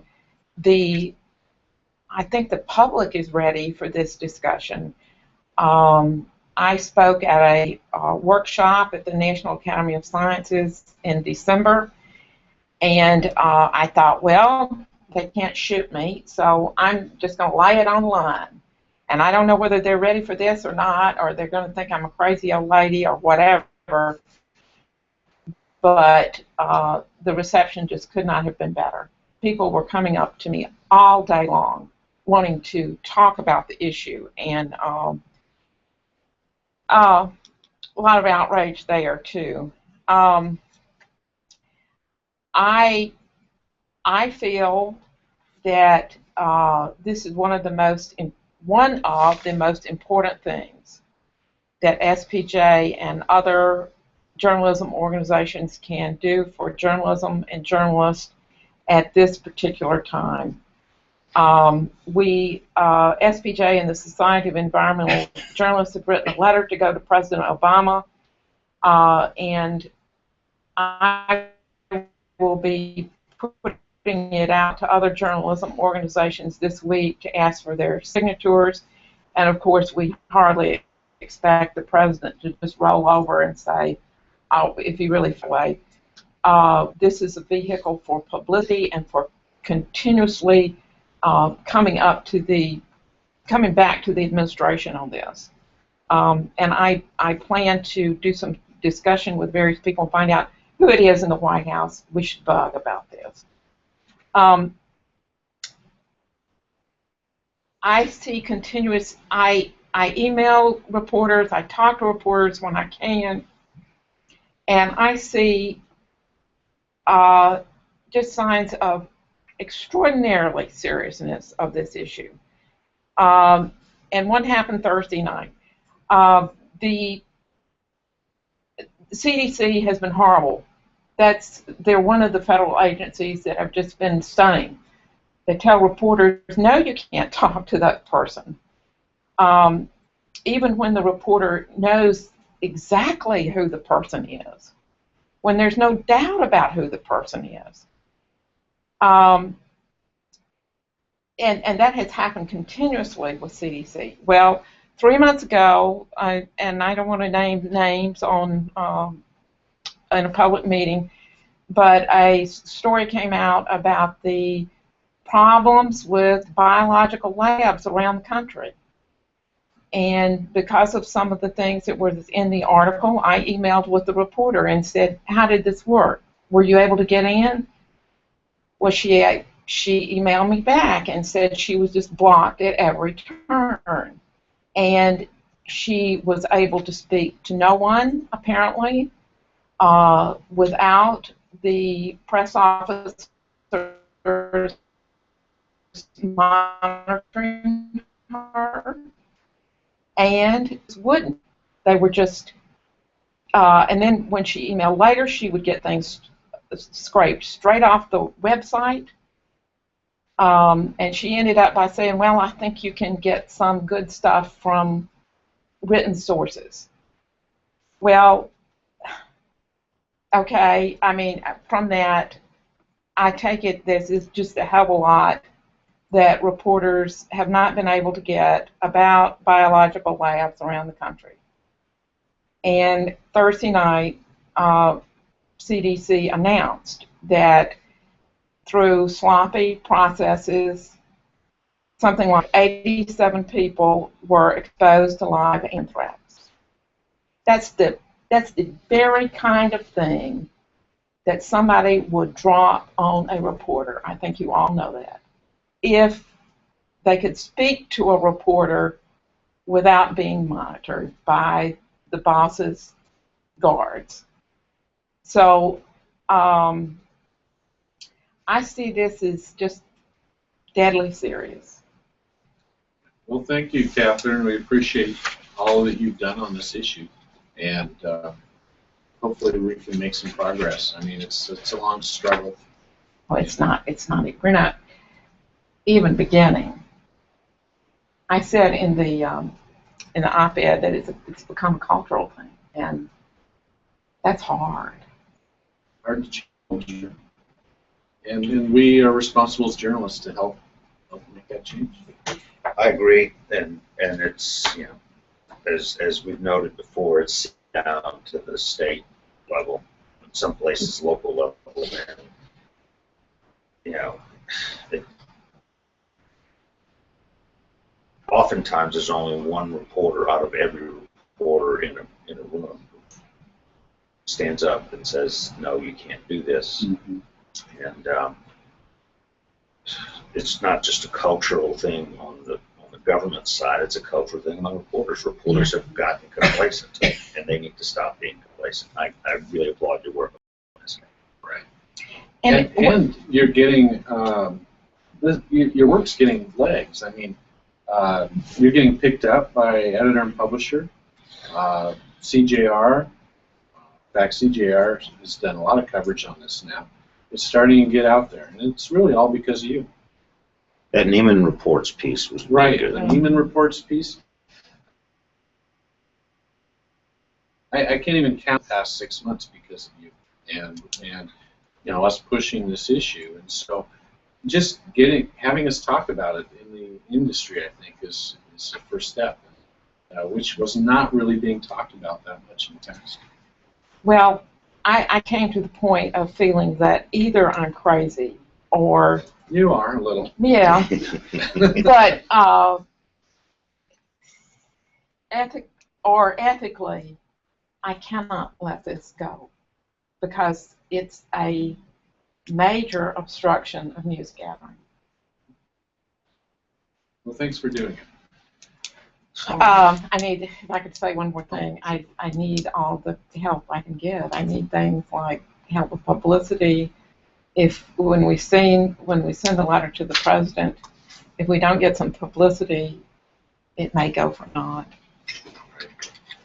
It seems like it's meshing perfectly with hiring the new publicity person at headquarters. Yeah. And I think SPJ is fully behind the effort. So we're there. We're there, and we're going to do more. And really, in summary here, well,